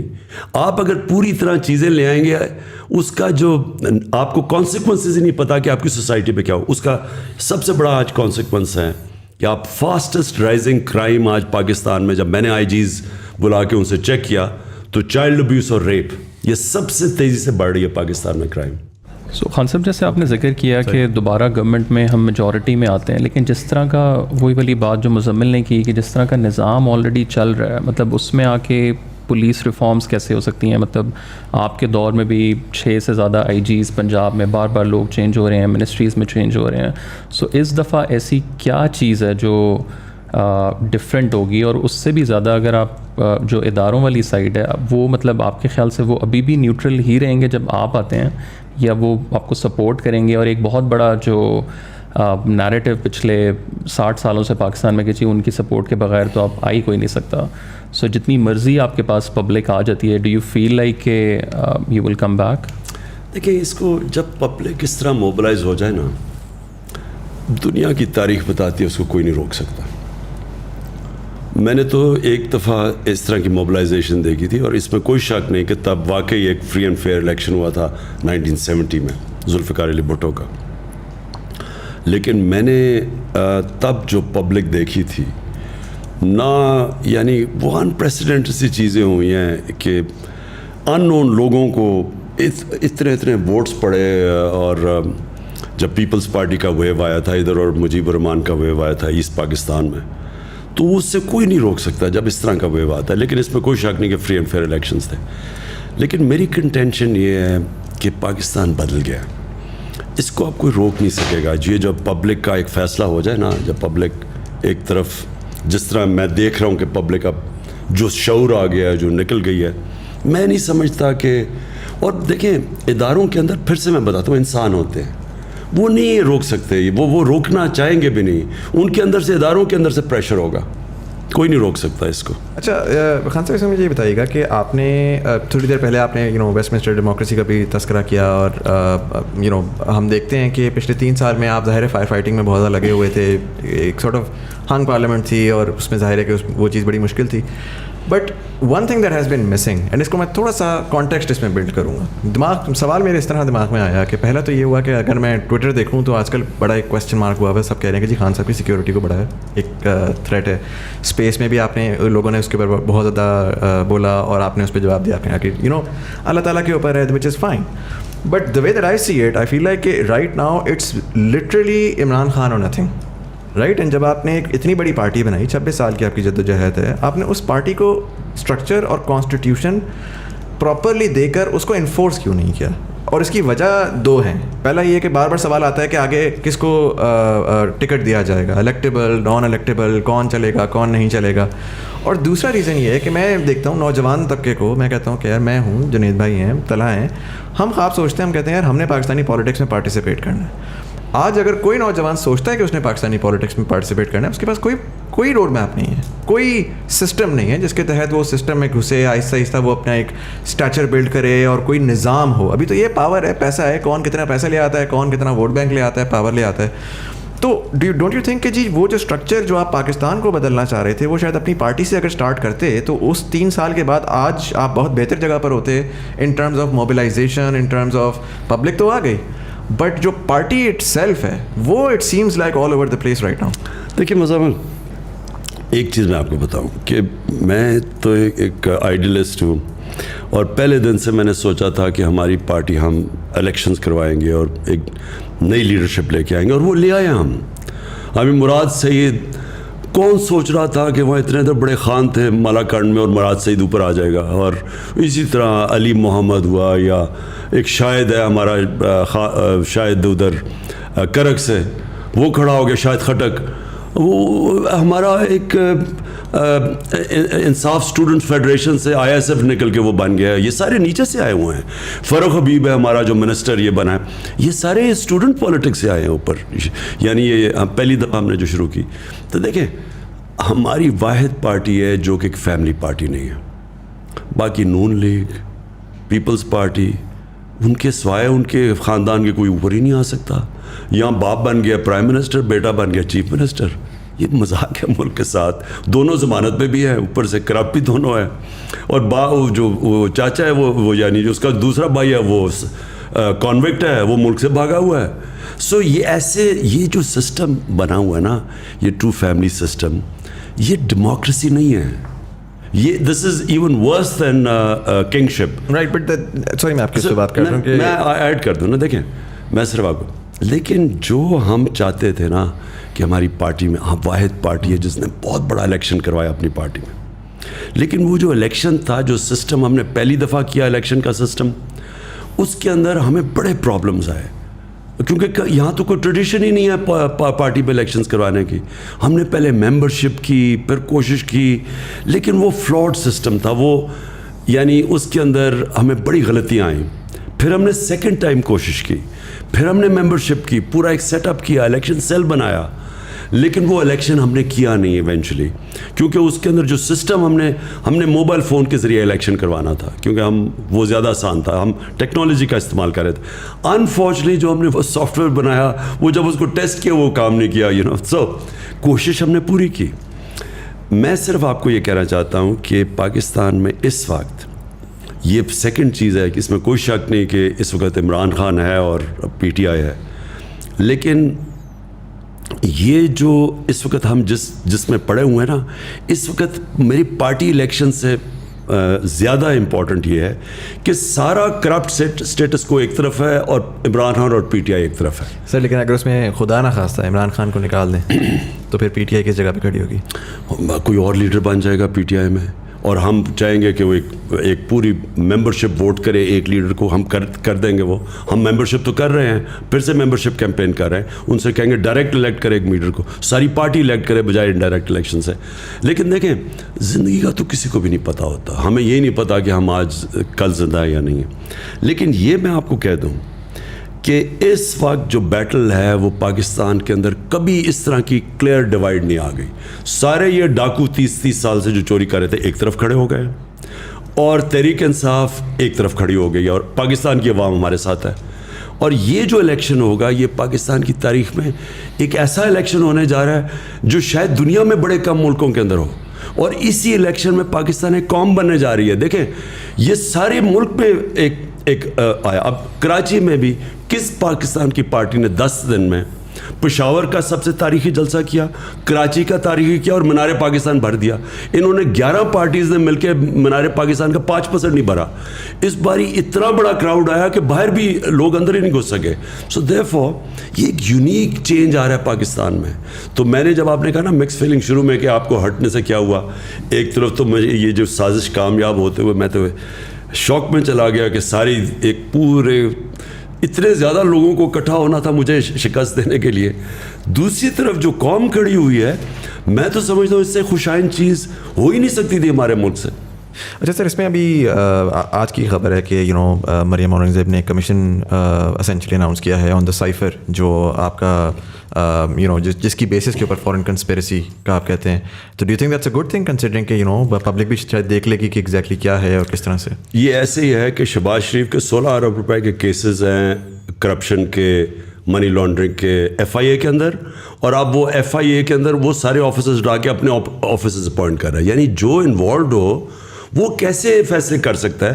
گورنمنٹ تو انوالوڈ ہے ساری کانسپریسی میں. صرف ایک ہم کمیشن مانتے ہیں, وہ چیف جسٹس کے نیچے ہو, اور اس کے اندر کنڈیشن یہ ہے کہ اس کی اوپن ہیئرنگ ہو, بالکل ان کیمرہ ہیئرنگ نہ ہو. سارے میڈیا کے سامنے وہ کمیشن بیٹھے اور وہ پھر اس کی پوری ہیئرنگ کرے کہ یہ شروع سے لے کے اینڈ تک کیا ہوا تھا. خان صاحب ابھی آپ نے جلسوں کی بات کی اور آپ نے کافی سکسیزفل جلسے ایک ہی ہفتے میں 3 میجر سٹیز میں کیے. کراچی والا بھی ظاہر بہت بڑا تھا. کراچی کی عوام جو ہے they very disappointed because وہ ایک اتنا بڑا شہر ہے, ہمارا فائنینشیل ہب ہے, اور وہ ایک بارش کی مار ہے اور پورا شہر کا نظام دھرم بھرم ہو جاتا ہے. اس کے باوجود کراچی نے ووٹ بھی آپ کو دیا, اور آپ کے فیس پہ ایسی جگہ ووٹ دیا کہ جہاں بنتا نہیں تھا, لیکن وہ ظاہر they were looking at a bigger picture. مگر اس کے باوجود بھی مسئلہ یہاں آتا ہے کہ even if you want to do something, وہ پھر 18ویں ترمیم آ جاتی ہے اور صوبائی گورنمنٹ آ جاتی ہے. تو اور میں بات کروں بہت بیسک چیزوں کی, بیسک انفراسٹرکچر کی, کوئی ٹرانسپورٹ کا نظام ہو, کوئی سڑکیں سیدھی ہو جائیں, کوئی اسٹریٹ لائٹ ہی لگ جائے. اسٹریٹ کرائم اتنا پریویلنٹ ہے اور اتنا ایسا لگتا ہے کہ بہت لالس, وہ جو پرانی فلموں میں ویسٹرن موویز میں ہوتا تھا, کوئی بھی آیا گولی مار کے چلا جاتا ہے, مطلب یہ بہت کیجول ہو گیا ہے. تو کراچی کی عوام کیا ایکسپیکٹ کر سکتی ہے اگر آپ if you are in power again? دیکھیں سب سے پہلے تو کراچی کا سب سے بڑا مسئلہ یہ ہے کہ پاکستان کی تاریخ کی جو سب سے کرپٹ گورنمنٹ ہے وہ ہے پیپلز پارٹی کی گورنمنٹ. ایک تو وہ گورنمنٹ پاور میں رہی ہے اور 14 سال ہو گئے اس گورنمنٹ کو. اس 14 سال میں انہوں نے کراچی کو نقصان تو پہنچایا ایک طرف, لیکن دوسری طرف انہوں نے جو ادارے تباہ کیے, جو پولیس کے اندر غلط بھرتیاں کیں, پولیس میں یعنی سندھ کی پولیس کے اندر انہوں نے کرپٹ ترین لوگوں کو رکھا ہوا کیونکہ خود کرپٹ ہے. اس سے کیا ہوا ہے؟ سب سے پہلے تو کراچی میں جو لالسنس ہے, اگر آج رینجرز آپ ہٹا دیں تو کراچی تو فری فار آل ہو جائے. جو بھی تھوڑا بہت قانون ہے وہ جو لا اینڈ آرڈر ہے وہ رینجرز کی وجہ سے. اس کا مطلب گورنمنٹ تو فیل ہو گئی. اس کا مطلب جو کام گورنمنٹ کا تھا یہ رینجرز کا تو کام لا اینڈ آرڈر نہیں ہے. لیکن اس سے سب سے بڑی چیز یہ ہے کہ دیکھیں کراچی جس طرح لاہور ہے, جس طرح اسلام آباد ہے, جو بڑے بڑے شہر ہیں, جس طرح پشاور ہے, ملتان ہے, جب تک یہاں سٹی گورنمنٹس نہیں بنیں گی, جس طرح لنڈن کیا, لنڈن میئر ہے, وہ پوری ایک گورنمنٹ ہوتی ہے. لنڈن کو چلانے کے لیے ایک سپریٹ گورنمنٹ ہوتی ہے, وہ ڈائریکٹلی الیکشن سے وہ آتی ہے. ہم نے جو لوکل گورنمنٹ سسٹم بنایا ہے اس میں ڈائریکٹلی الیکٹڈ میئرز ہوں گے, ناظم ہوں گے, جو کہ پورے شہر کو ان کی کیبنٹ چلائے گی اس شہر کو. وہ جب تک ہم وہ سسٹم نہیں لے آئیں گے, وہ اپنے پیسے خود اکٹھے کریں گے, ریونیو اکٹھا کرنا ان کا کام ہوگا. ان کے اندر ایکسپرٹس بیٹھے ہوں گے جو پانی کے بھی ایکسپرٹ ہوں گے, سوریج سسٹم کے بھی ہوں گے, پولیس ان کے نیچے ہوگی. جب تک ایک بڑے شہروں کو آپ جس طرح نیو یارک چلتا ہے, جس طرح لنڈن چلتا ہے, پیرس چلتا ہے, تہران چلتا ہے, آپ آج تہران چلے جائیں, سینکشنز کے باوجود جو آپ تہران کی فنکشننگ دیکھیں گے آپ حیران ہو جائیں گے کہ وہ لگے گا امیر ترین ملک لگتا ہے. وہ سارا صاف ستھرا شہر, ماڈرن سٹی, کیونکہ ان کی تہران کی اپنی گورنمنٹ ہے, وہ اپنے پیسے اکٹھے کرتی ہے. ہمارا کیا پرابلم ہے کہ ہم جو بجٹ ہے پروونس کا, اس سے ہم شہروں کو فنڈ کرنے کی کوشش کرتے ہیں. وہ یا تو وہ شہباز شریف کے زمانے میں کہ سارا 56% بجٹ پنجاب کا آپ لگا دیں لاہور کے اوپر, اور وہ باقی سارا پیچھے رہ جاتا ہے. یا سندھ میں دیکھ لیں, وہ سارا جو مین بجٹ ہے وہ انٹیریئر سندھ میں, کیونکہ وہاں سے ووٹ لے کے آتے ہیں. کراچی کو پیسے نہیں ملتے, کراچی کھنڈر بن چکا ہے. تو اس کا صرف ایک نتیجہ ہے کہ ان شہروں کو ان کی اپنی الیکٹڈ, ایک ڈائریکٹلی الیکٹڈ ان کا میئر بنے, ناظم بنے, وہ پھر اپنی کیبنٹ بنائے, اور وہ پھر اس کو چلانے کے لیے, اور اب چلائے بھی اور پیسے بھی اکٹھے کرے, وہی ذمہ دار ہو. آپ یقین نہیں کریں گے, میں جب بھی اسلام آباد یا لاہور آتا ہوں, میں اکثر لوگوں کو دیکھتا ہوں باہر سے ہاتھ ڈال کے گیٹ کنڈی کھول کے چلے جاتے ہیں. ہمیں گلی کے کونے سے پہلے فون کر دینا ہوتا ہے کہ گیٹ پہ آ جاؤ, کیونکہ وہ جو تھوڑی دیر آپ کی گاڑی کھڑی ہوتی ہے اور گیٹ کھلتا ہے, اس میں ٹرانزیکشن ہو جاتی ہے. تو مطلب ہمارے لیے اتنا ایلین کانسیپٹ ہے کہ اے ٹی ایم کے اندر بندہ جاتا ہے نا, تو باہر والا اندر والے سے ڈر رہا ہوتا ہے, اندر والا باہر والے سے ڈر رہا ہوتا ہے.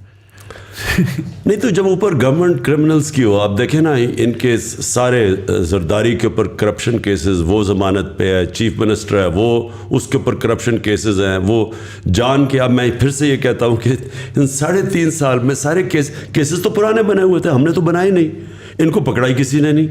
جو سسٹم تھا وہ ایکسیپٹ کرتا ہے کرپشن آف دا پاورفل, طاقتور کی کرپشن. جو ہمارا انصاف کا جو بھی طاقتور جن کے ہاتھ میں تھا, وہ اس کو اتنا برا نہیں سمجھتے, وہ ایکسیپٹ کر جاتے ہیں.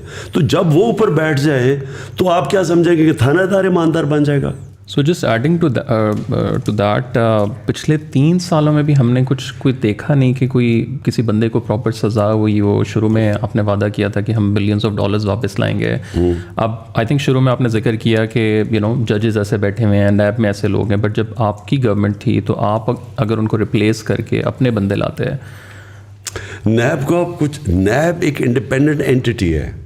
اس کو ان کا جو چیئرمین تھا جو ہے ابھی, وہ نون لیگ کے زمانے میں اس کو اپوائنٹ کیا گیا تھا. ہم اس کو ریموو نہیں کر سکتے, ہم نیب کے اندر کوئی چینجز نہیں کر سکتے بائی لا. سو دیئرفور نیب ہمارے کنٹرول میں نہیں, اور عدلیہ آزاد ہے.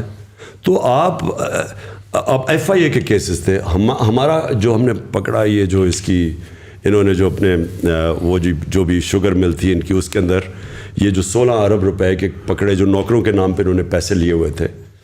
اب وہ تو اوپن اینڈ شٹ کیس ہے. اب ہم کریں کیا, وہ کیس ہی نہیں لگتا تھا. وہ کیس لگتا ہے کہ درد ہے, کمر درد ہے, یہ وہ ہے. میں کہتا ہوں بچایا گیا ہے اس کو, باقاعدہ اس کو بچایا گیا ہے, اور ہم پوری کوشش کرتے رہے, ہم نہیں کامیاب ہوئے. اس لیے میں کہتا ہوں کہ ہماری اس وقت ہماری جو گورنمنٹ تھی, اس کو جب تک پوری پاور سے گورنمنٹ نہیں آتی, جس کو فکر نہ ہو سارا وقت کہ اپنی پارلیمنٹ پارٹی بھی رکھو, پھر ایلائز کو بھی ساتھ رکھو, پھر وہ ناراض ہو جاتے تھے, پھر وہ اپوزیشن ساری ان کی کرمنلز کی اکٹھی تھی, وہ پورا بلیک میل کرتی تھی. تو ہمیں ایک بڑی کمزور گورنمنٹ ملی تھی.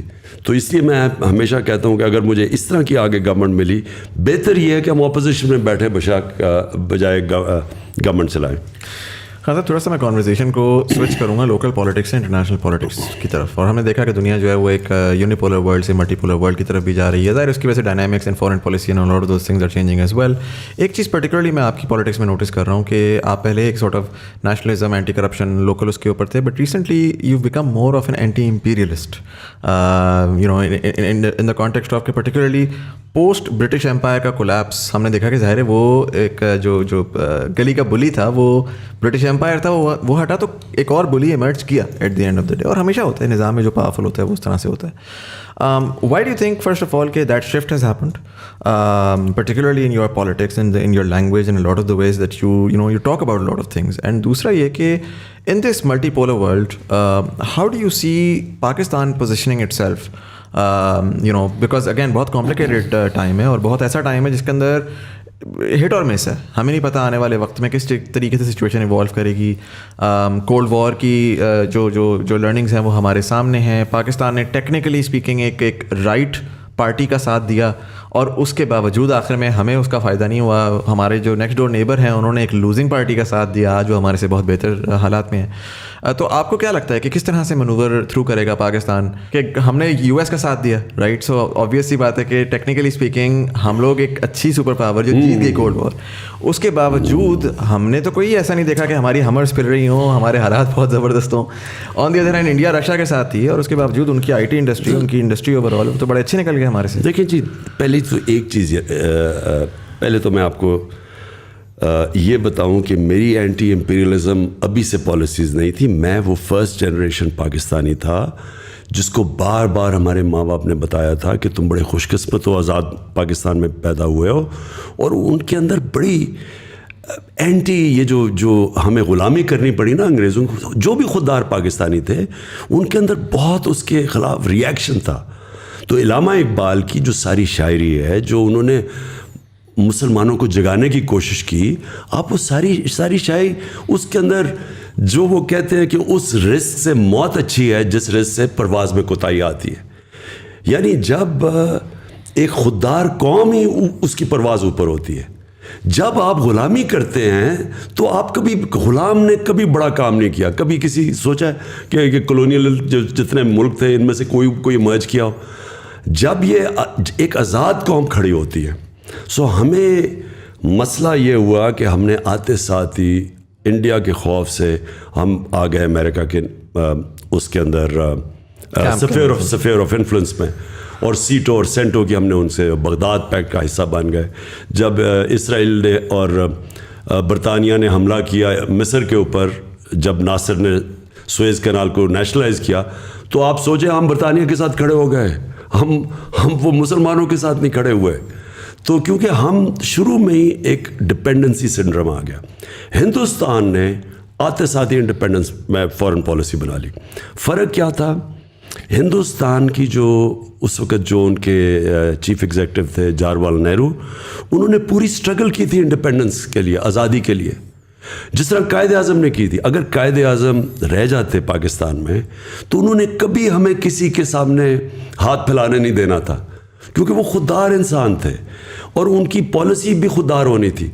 हमारे में जो डिपेंडेंसी सिंड्रोम आ गया, हमने एड के ऊपर रिलाय किया, हमने अपने पैर पे नहीं खड़े हुए, और वो जुल्फ़िकार अली भुट्टो ने थोड़ी सी कोशिश की, उसको फारग कर दिया. उसके ख़िलाफ़ भी पूरी साजिश हुई, वहाँ भी साजिश हुई, फिर मुदाखलत हुई और उसको हमने फारग कर दिया. उसके बाद कभी भी पाकिस्तान की फॉरेन पॉलिसी आज़ाद नहीं हुई. तो पहले तो मैं ये कह दूं कि मैं हमेशा एंटी इंपीरियलिस्ट था, क्योंकि मैं तो वो फर्स्ट जनरेशन पाकिस्तानी था जिसको माँ बाप ने बताया था तुम एक आज़ाद मुल्क में पैदा हुआ और आज़ादी को वैल्यू करो. दूसरी चीज़, आपने ये बात की कि जो इमर्जिंग सिचुएशन है दुनिया में, देखिए पाकिस्तान की पोजीशन एक ही होनी चाहिए. हमें कभी किसी ब्लॉक का हिस्सा नहीं बनना चाहिए. हिंदुस्तान किसी ब्लॉक का हिस्सा नहीं बना. उनकी खुददार पॉलिसी रही, उनकी रिस्पेक्ट थी दुनिया में, रही ज़्यादा रिस्पेक्ट उनकी. हमने जो आखिर में ये जो वॉर ऑन टेरर में हमने आपकी जो अपने जो ज़िल्लत कमाई है, लोग भी मरवाए, मुल्क को भी नुकसान करवाया और ज़िल्लत भी मिली. पाकिस्तानी के हर एक पासपोर्ट से पूछे भरे उन्होंने पाकिस्तानी अलग लाइनों में खड़े करते थे. हमें most dangerous country in the world कर दिया. हमारा कसूर ये था कि हम हुक्म मिला और हम उनकी जंग में शिरकत कर गए. मैं चाहता हूँ कि पाकिस्तान जिस तरह अगर हिंदुस्तान हमारे साथ ही आज़ाद हुआ था, उनकी इंडिपेंडेंट फॉरेन पॉलिसी है, वो रूस से तेल ले रहे हैं, इंडिया इंग्लैंड अमेरिकन एलाय हैं, वो स्ट्रेटिजिक एलाय हैं, उसके बावजूद वो अपने मुल्क के लिए तेल है. हमें इजाज़त नहीं दी इन्होंने, और ये जो पुतला हुकूमत आई है इन्होंने वही करना है जो इनको हुक्म मिलना है, इम्पोर्टेड हुकूमत ने. लिहाजा मेरी फॉरेन पॉलिसी बड़ी क्लियर थी. ہمیں سب سے اچھے تعلقات رکھنے چاہیے, اور یہ ہو جانا تھا. میں آپ کو بتاؤں, ایک امریکنوں کو تو عادت ہی نہیں تھی کہ پاکستان اپنی خوددار پالیسی ہوگا. انہوں نے تو جب انہوں نے حکم دیا روس کا دورہ کینسل کرو, تو ان کو تو آئیڈیا نہیں تھا کہ پاکستان کینسل نہیں کرے گا. انہوں نے جب بیسس کا انہوں نے جب پروب کر رہے تھے, انہوں نے کہا جو حکم کرے. سو ان کو بھی یہ جو نیو نارمل, اس کو انہوں نے ایڈجسٹ ہو جانا تھا. انہوں نے یہ پتلے آ گئے ہیں اوپر, اور یہ اب وہی کریں گے جو امریکہ کہے گا اپنے انٹرسٹ کے خلاف. خان صاحب, جیسے گلوبل پوزیشننگ کی بات کی, پاکستان کا اوبویسلی پرسیپشن اتنا پازیٹیو نہیں ہے جتنا ہونا چاہیے تھا. We are not bad people, it's just we been on the wrong side of history by choice or either by someone else's choice. بہت سارے ملکوں کی ہم مثالیں دیکھتے ہیں, وہ اپنی سافٹ پاور یوز کرتے ہیں. جیسے انڈیا کا بالی ووڈ ہے, وہ ایک کلچرل فینومینا تو ہے. ہم دیکھتے ہیں جسٹن ٹروڈو بھی بھنگڑا کر رہا ہوتا ہے کیونکہ اس کا ایک سافٹ پاور انہوں نے اس پہ ورکنگ کی ہے کافی. 1938 میں تھائی لینڈ کے کنگ نے ان کی اپنی حکومت کا ان کا ایک پروگرام تھا جہاں پہ انہوں نے تھائی شیفس پریپیئر کیے, 3 قسم کے, ایک بہت فائن ڈائننگ کے, ایک مڈ ٹیئر, اور ایک بالکل اسٹریٹ فوڈ. اور انہوں نے دنیا بھر میں اپنے شیفس پھیلا دیے. آپ کو اگر اسٹریٹ فوڈ کھانا ہے آپ کو نیو یارک میں بھی ملے گا, آپ کو فائن ڈائن کرنا ہے لنڈن میں بھی ملے گا. تو اس سے لوگوں میں پرسیپشن, ایک تھرسٹ پیدا ہوئی کہ یار اگر تھائی فوڈ لنڈن میں اتنا اچھا مل رہا ہے آکسفورڈ اسٹریٹ پہ, تو تھائی لینڈ میں کتنا اچھا ہوتا ہوگا. اور اس کا رزلٹ آج ہم دیکھتے ہیں کہ Thailand billions of dollars جو ہے خالی ٹورزم کی مد میں کماتا ہے. یہ چیزیں ہمارے یہاں اس طرح کی پالیسیز پہ کام ہوتا ہی نہیں. مینگو ڈپلومیسی ہم اتنی زبردست کر سکتے ہیں پوری دنیا میں, بہت ڈیمانڈ کریٹ کر سکتے ہیں, لیکن انفارچونیٹلی ہم اس طرف سوچتے نہیں ہیں.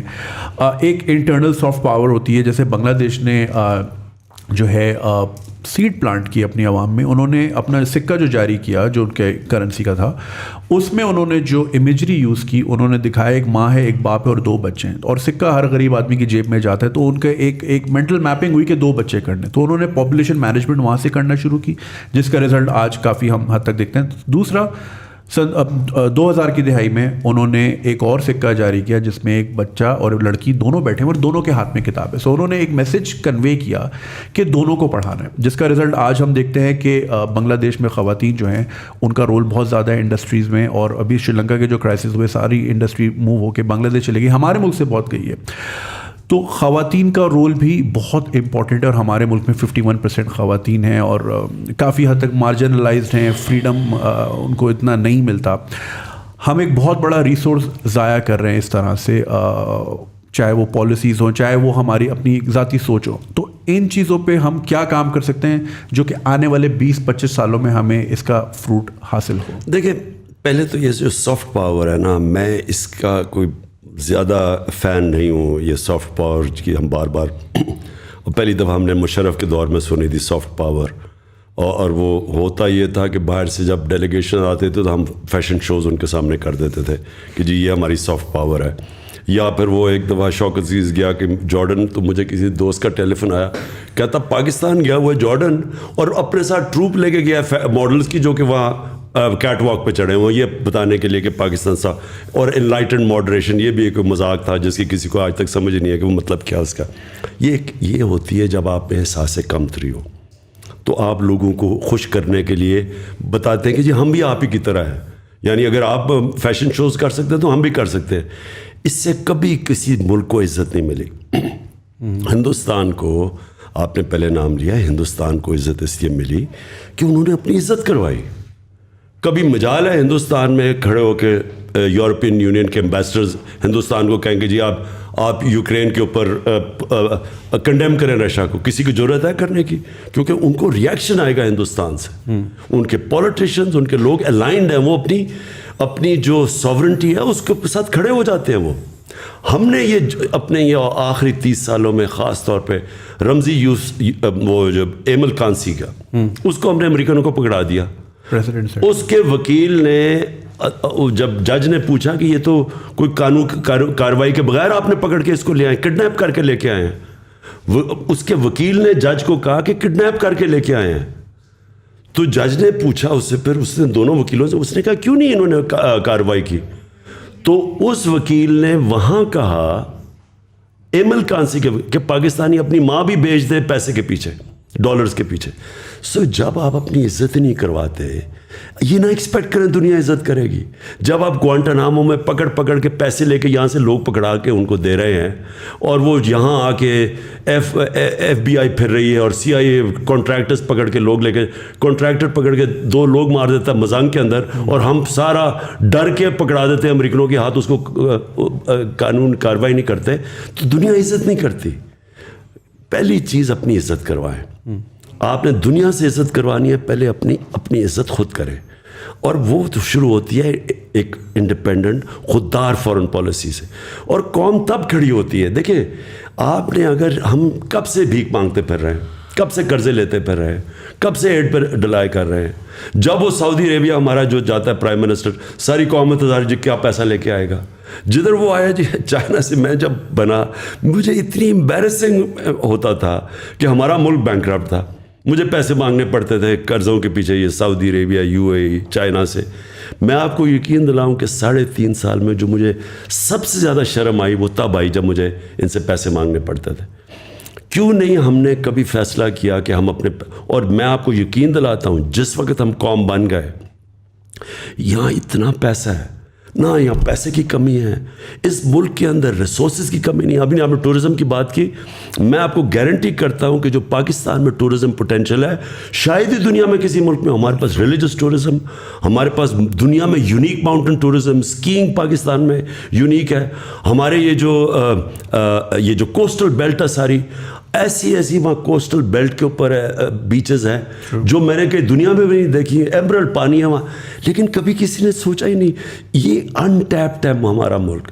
کیوں وجہ ہے, جب آپ دوسرے سے بھیک مانگنے کے اور قرضے لے کے گزارے کریں, اور آپ ساروں کے گھر ہوں, چھٹیاں آپ کی لنڈن میں ہوں, آپ کے بڑے بڑے محلات وہاں ہوں, بزنسز وہاں ہوں, آپ کو کیا پتا کہ پاکستان میں کیا ہے. میرا بلیف یہ ہے کہ یہ جو سافٹ پاور تب آئے گی, ہم پہلے اپنی عزت کریں, اپنے کلچر کو پروموٹ کریں. نصرت فتح علی خان ہمارا سافٹ پاور اس لیے تھی کیونکہ وہ اس میں پاکستانیت تھی, وہ ایک اپنا کلچر کا ہم پروجیکٹ کر رہے تھے. ہم کرتے کیا ہے کہ یا فیشن شوز کو نہ تیتے رہتے ہیں نہ بٹے رہتے ہیں, اور اس سے رسپیکٹ نہیں ملتی. سب coming back to the local politics, ایک سوال سوشل میڈیا پہ بہت زیادہ پچھلے 2-3 سالوں میں چلتا رہا ہے کہ خان صاحب کا بزدار صاحب کے ساتھ کیا خاص محبت کا رشتہ ہے, کہ بہت دفعہ ہوا کہ وہ جا رہے ہیں آ رہے ہیں, بہت سے لوکل پارٹیز چاہتی تھیں کہ وہ چلے جائیں, اس سے پہلے بہت سے لوگ ان کو جانتے بھی نہیں تھے. So what was your relationship? دیکھیں ہمارا اصل میں ہوا کیا, ہم ایکسپیکٹ کر رہے تھے شاہ محمود قریشی, انہوں نے 2 سیٹوں پہ الیکشن لڑے تھے, تو ہم ایکسپیکٹ کر رہے تھے کہ شاہ محمود جیتیں گے الیکشن اور وہ پھر بنیں گے پنجاب کے چیف منسٹر. وہ الیکشن ہار گئے. جب وہ الیکشن ہار گئے تو ہمارے پاس اس وقت چوائس یہ تھی کہ ہم علیم خان کو بناتے تھے. علیم خان کے اوپر کرپشن کیس ہو گیا نیب میں, تو ہم نے عثمان کو, میں نے اس لیے چوز کیا, ایک کہ اس کی ٹوٹل لائلٹی تھی. جب میں نے عثمان کو کہنا تھا کہ اگر ہم کسی اور کو ریپلیس کرنا چاہتے تو وہ تیار تھے, ان کا کوئی پرابلم نہیں تھا. اور جب میں نے انہیں کہا تو انہوں نے آرام سے اپنا استعفیٰ دے دیا, یعنی کہ ان کو کوئی پرابلم نہیں ہوا. دوسری وجہ جس کو میں نے اور کسی کو نہیں چوز کیا, عثمان کو, عثمان سب سے غریب جو علاقہ ہے پنجاب کا, ڈی جی خان کے ٹرائبل ایریا سے تھے. نہ وہاں پانی ہے, نہ وہاں بجلی ہے, نہ وہاں ہاسپٹلز ہیں. ان کی مجھے جو سب سے چیز یہ تھی کہ ان کو پتہ تھا کہ عام آدمی مشکلوں میں گزارا کیسے کرتا ہے. میری جو ساری مشن سٹیٹمنٹ ہے وہ یہ ہے کہ ہم نے لوگوں کو غربت سے نکالنا ہے. تو عثمان کے دور میں جو سوشل پروٹیکشن پروگرامز آئے, اور جو سب سے بڑا پاکستان کی تاریخ کا ہیلتھ کارڈ, ہیلتھ انشورنس ہر خاندان کو دینے کا فیصلہ کیا, آپ امیجن نہیں کر سکتے کہ یہ میرے نہیں خیال میں کہ اور کسی نے ماننا تھا. عثمان کو امیجیٹلی سمجھ آ گئی کہ غریب آدمی اگر اس کے ایک خاندان کے پاس ہیلتھ انشورنس ہو اور کسی بھی ہاسپٹل میں اپنا علاج کروا سکتا ہے. یہ یاد رکھیں کہ ہیلتھ انشورنس میں پرائیویٹ ہاسپٹلز میں جدھر کوئی غریب آدمی سوچ بھی سکتا ہے گھسنے کا, آج وہ جا کے اپنا علاج کروا سکتا ہے. ڈاکٹرز ہاسپٹل میں نے 2 تو جانتا ہوں جنہوں نے جا کے ہارٹ کے آپریشن کروائے ہیں, جو بیچارہ غریب آدمی گھس بھی نہیں سکتا, ایک ڈرائیور نے جا کے کروایا. تو یہ جو اس کی تھی نا, کہ جو اس کی ایمپتھی تھی, اس کی جو اس کے اندر جو انسانیت تھی, وہ مجھے بڑا اپیل کیا کہ کیونکہ میں نے جب انٹرویو کیا تو میں نے اسے پوچھا کہ تم کیا کرنا چاہتے ہو. وہ کہتا ہے جی لوگوں کو بنیادی چیزیں ضرور, پانی مل جائے لوگوں کو, صاف پانی, لوگوں کے پاس بجلی پہنچ جائے, اور پھر ہاسپٹل ہو. یعنی جب ایک تکلیف میں انسان ہوتا ہے, دیکھیں جب تکلیف میں ہوتا ہے نا انسان, ایک گھر میں بیماری ہو گئی اور آپ کے پاس کہیں جانے کی جگہ نہیں ہے, وہ بے بسی وہ صرف وہ جانتے ہیں جو گزرے ہوں. تو مجھے اس کی بڑی یہ چیزیں پسند آئی, اور میں سمجھتا ہوں کہ اس نے بڑا اچھا کام کیا عثمان نے. سر یوتھ کے بارے میں ایک سوال کرنا چاہوں گا. پرٹیکولرلی ریسنٹلی ایک اسٹیٹمنٹ آئی تھی جس میں وہ تھا کہ یوتھ از ایل انفارمڈ. پھر ساتھ کل مالک صاحب ایک اینکر انہوں نے بھی یہ بات بولی کہ یوتھ جو ہیں وہ شاید انفارمڈ ہے لیکن پولیٹیکلی وہ انٹلیکچوئل ڈیپتھ نہیں ہے. آئی فیل لائک کہ بڑا 60% of the population is youth right now. Pakistan میں دیکھ رہا تھا کہ اگر میں 18 سے 30 کی عمر نکالوں تو جو آپ کا ووٹ بینک ہے اس میں 44% ووٹ جو ہے وہ اس پاپولیشن کا. اسینشلی اگلی الیکشن یہ ڈیفائن کر سکتے ہیں کون جیتے گا کون نہیں جیتے گا. تو یہ جو اسٹیٹمنٹ ہے یہ آلموسٹ ایسے لگتا ہے کہ ایک نیریٹو بلڈ کیا جا رہا ہے, اور یہ بڑا ڈیمیجنگ ہے نوجوانوں کے لیے کہ یار ہم مطلب ہماری کیپیبلٹی کوئی نہیں ہے, ہم جو کر رہے ہیں جو سوچ رہے ہیں وہ ارریلیونٹ ہے. اور اسی کے ساتھ ساتھ تو پوچھنا میں یہ چاہوں گا, پر پہلے تو یہ کہ how do you see the youth, and دوسرا آپ کی کرنٹ گورنمنٹ میں بھی ہم نے دیکھا کہ youth even though you came in from the view of the youth, وہ ریپرزنٹیشن نہیں ملی, وہ یوتھ کو وہ اپرچونٹی نہیں ملی جو کہ ہم چاہتے تھے کہ یار شاید ہمیں ہماری بات سنی جائے گی. شاید ایک تو ایم این ایز میں زیادہ اماؤنٹ یوتھ کی ہوگی, بٹ چلیں ایم این ایز نہ بھی ہوں, اس کے بعد پھر آ کے یوتھ کو اٹھایا جائے گا اور ان سے پوچھا جائے گا کیا صحیح کیا غلط کیا کرنا چاہیے. لیکن ہم جاتے بھی تھے تو ہمیں جو ہے نا وہ بچے کہہ کے سائڈ پہ کر دیا جاتا تھا کہ یار یہ تو بچے ہیں, ان کو کیا پتا, 10 سال کی ایکسپیرینس 15 سال کی ڈگری. دنیا بڑی بدل چکی ہے اب, آج کل نئے نوجوان جو ہیں وہ بڑے انوویٹیو ہیں, وہ ڈسرپٹیو ہیں. ہم کہتے ہیں ہمیں ڈسرپشن کرنی ہے, لیکن اگر ہم یوتھ کا ویٹ کرتے رہیں گے کہ وہ جب 50 کے ہوں گے تبھی ڈسرپٹیو ہوں گے تو وہ تو دے لوز دے رہے ہیں. دیکھیں دو مختلف چیزیں, آپ نے یہ کہا کہ کسی نے یہ کہا کہ جو یوتھ کو سمجھ نہیں ہے یا یوتھ بڑی ایل انفارمڈ ہے, یہ بڑی ایک کانڈسینڈنگ ایک بڑا ایک غلط ویو ہے. یوتھ کے اندر جو چیز ہوتی ہے وہ پیشن ہوتا ہے, جنون ہوتا ہے. جیسے جیسے آپ کی عمر ہوتی جاتی ہے تو آپ زیادہ ریئلزم پہ آ جاتے ہیں کہ جی یہ تو زمینی حقائق پہ آ جاتے ہیں, اور آپ میں وہ جو جنون اور جو خواب دیکھنا وہ ختم ہونا شروع ہو جاتا ہے. زندگی میں جب مار کھا کے انسان اس طرف پہنچ جاتا ہے. میں ہمیشہ سمجھتا ہوں کہ اصل میں انسان بوڑھا تب ہوتا ہے جب اس میں جنون ختم ہو جاتا ہے, جب اس کو خواب دیکھنا ختم ہو جاتا ہے. لیکن یوتھ کی یہ پاور ہوتی ہے کہ وہ بلیک اینڈ وائٹ میں دیکھتا ہے, اچھے برے میں دیکھتا ہے. اور یوتھ عموماً ریولوشنز جو آئی ہیں وہ ہمیشہ یوتھ لیڈ ہوتی ہیں. کبھی میری طرح کے بوڑھے ریولوشن نہیں لیڈ کرتے, یوتھ آتی ہے سامنے, اور یوتھ ان کے اور فور فرنٹ پہ ہوتی ہے ریولوشن کے, کیونکہ وہ ان میں پیشن, وہ ایک یوٹوپیا دیکھ رہے ہوتے ہیں, خواب دیکھ رہے ہوتے ہیں. یہ انفارم نہیں ہوتے ہیں, یہ آئیڈیلزم ہوتی ہے, اور یہ بہت ضروری ہوتی ہے ملک میں چینج لانے کی. اگر آپ نے یہ پرانے سسٹم جو کہ پٹا ہوا سسٹم جس نے ملک کو یہاں مقروض کر کے, اور یہ جو کہتا ہے نا لائف سپورٹ مشین پہ رکھا ہوا ہے, اور یہ کہتا ہے بیگرز آر ناٹ چوزرز, تو یہ کس نے کیا تھا؟ یہی لوگ ہیں 30 سال سے جو باریاں لے رہے ہیں, انہوں نے تو یہاں تک پہنچایا ہے. تو ان کو جب ہٹائے گا تو وہ ایک یوتھ کا جنون ہٹائے گا, جو میرا ایمان ہے کہ یہ بالکل وائپ آؤٹ ہو جائیں گے اس آنے والی الیکشن میں. یہ جو پرانے لوگ ہیں اور ان کو یوتھ ان کو ہٹائے گا. اور یہ ہمیں اللہ کا شکر ادا کرنا چاہیے کہ ہمارا ایک ینگ پاپولیشن ہے جس میں یہ ایک جنون ہے اور چینج کا.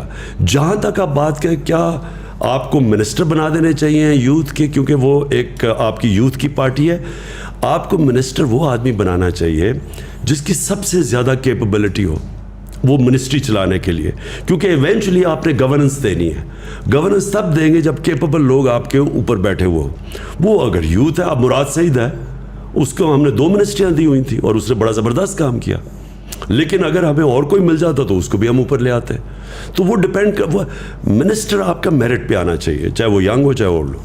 ہاں صاحب, یوتھ کی بات کی ابھی آپ کے انٹرویو کے بعد میں کراچی میں ایک 15 سال کے بچے سے میرا انٹرویو ہے جس نے بلاک چین اور NFT نان فنجیبل ٹوکنس کی ٹیکنالوجی کی مدد میں 1 کروڑ روپے کمایا ہے, مگر وہ 15 سال کا بچہ بینک اکاؤنٹ نہیں کھول سکتا ہے اس ملک میں. تو پوائنٹ از یہاں پہ 15 سال کے بچوں کا یہ پوٹینشیل ہے, مگر ان کی قسمت کا پین جس کے ہاتھ میں, وہ صاحب جو ہے ٹائپ رائٹر پہ ٹرین ہوئے تھے, which is fine, not being judged, this is how the world works. مگر میرا جو ابھی تک کا تھیسس ہے وہ یہ ہے کہ جو ایک تھاٹ بیٹھی ہوئی نا ٹیبل کے اس پار, وہ اپنی ایگو میں پھنس گئی ہے کہ یہ 15 سال کا بچہ ہمیں کیا بتائے گا. اور یہ ایٹیٹیوڈ جو ہے نا یوتھ کو ڈرائیو کر رہا ہے. انہوں نے دبا کے ڈاؤن لوڈ کیے ہوئے فارم کینیڈا کے امیگریشن کے, اور وہ آپ سے اگلا سوال بھی میرا یہ تھا کہ بچے پوچھ رہے ہیں بھر لیں یا رک جائیں ابھی تھوڑا سا. تو اس کو پھر ہم کیسے ٹیکل کریں, یہ برین ڈرین جو اتنا ہونے جا رہا ہے. اور آپ ماشاء اللہ آپ نے اتنا ٹریول کیا, آپ نے دنیا بھر فنڈ ریزنگ کی ہے. میری آپ کے مقابلے میں بہت لمیٹڈ ٹریولنگ ہے, لیکن میں جتنے پاکستانیوں سے ملا ہوں they are doing phenomenal work. ایک بچہ, میری ایک ویڈیو میں نے کوئی بنائی تھی کہ کچھ جرمنی میں کچھ اسٹوڈنٹس ملے تھے, انہوں نے سمجھایا تھا کس طرح آپ ویزا لے کے آ سکتے ہو. کوئٹہ کے آؤٹسکرٹس میں ایک بندے نے, وہ کوئٹہ ماموں کے گھر آیا, نیٹ سے وہ ویڈیو دیکھی, 2 سال بعد وہ وہاں پہنچا. اب وہ روجر فیڈرر کا وہ جو ہے اس کا اسپورٹس فزیشین ہے, اسپورٹس فزیشین, اس کی رینج آف موشن چیک کر رہا ہے. فٹ بالر بائرن میونخ کے جو فٹ بالر ہیں وہ اس میں آ رہے ہیں. مطلب کیا وہ کہہ رہے ہیں میرے پاس یہاں پہ کچھ بھی نہیں تھا. He wants to come back and give back to the country, لیکن وہ کہاں جائے. تو اس طرح کا ہم بہترین جو ٹیلنٹ ہے وہ تیزی سے جا رہا ہے, اور فگرز آپ کے سامنے بھی ہوں گے کتنے اوورسیز پاکستانی بڑھتے جا رہے ہیں. مجھے تو لگتا ہے کہ ہماری پالیسی ہے کہ سب کو اوورسیز بھیج دو تاکہ پھر ریمیٹنس ہے اور ہمارا ملک چلے. دیکھیں 2 چیزیں, ایک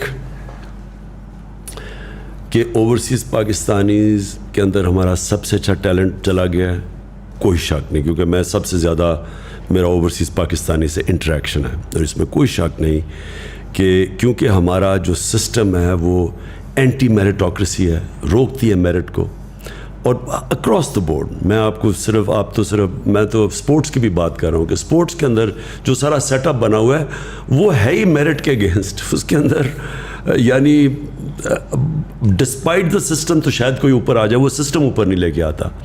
اور وہ ہر فیلڈ میں ہے. میں نے جو گورنمنٹ کے اندر بھی دیکھی, ہماری بیوروکریسی کے اندر جو سسٹمز بن چکے ہیں وہ اندر آنے نہیں دیتے لوگوں کو. ہم نے کوشش کی 2-3 دفعہ باہر سے پاکستانیوں کو ہم نے بڑے وہ انتھیوزیاسٹک آئے, لیکن وہ سسٹم ان کو فنکشن نہیں کرنے دے رہا تھا. میں نے دیکھا کہ وہ ہر جگہ ان کو ڈسٹرب کرتا تھا.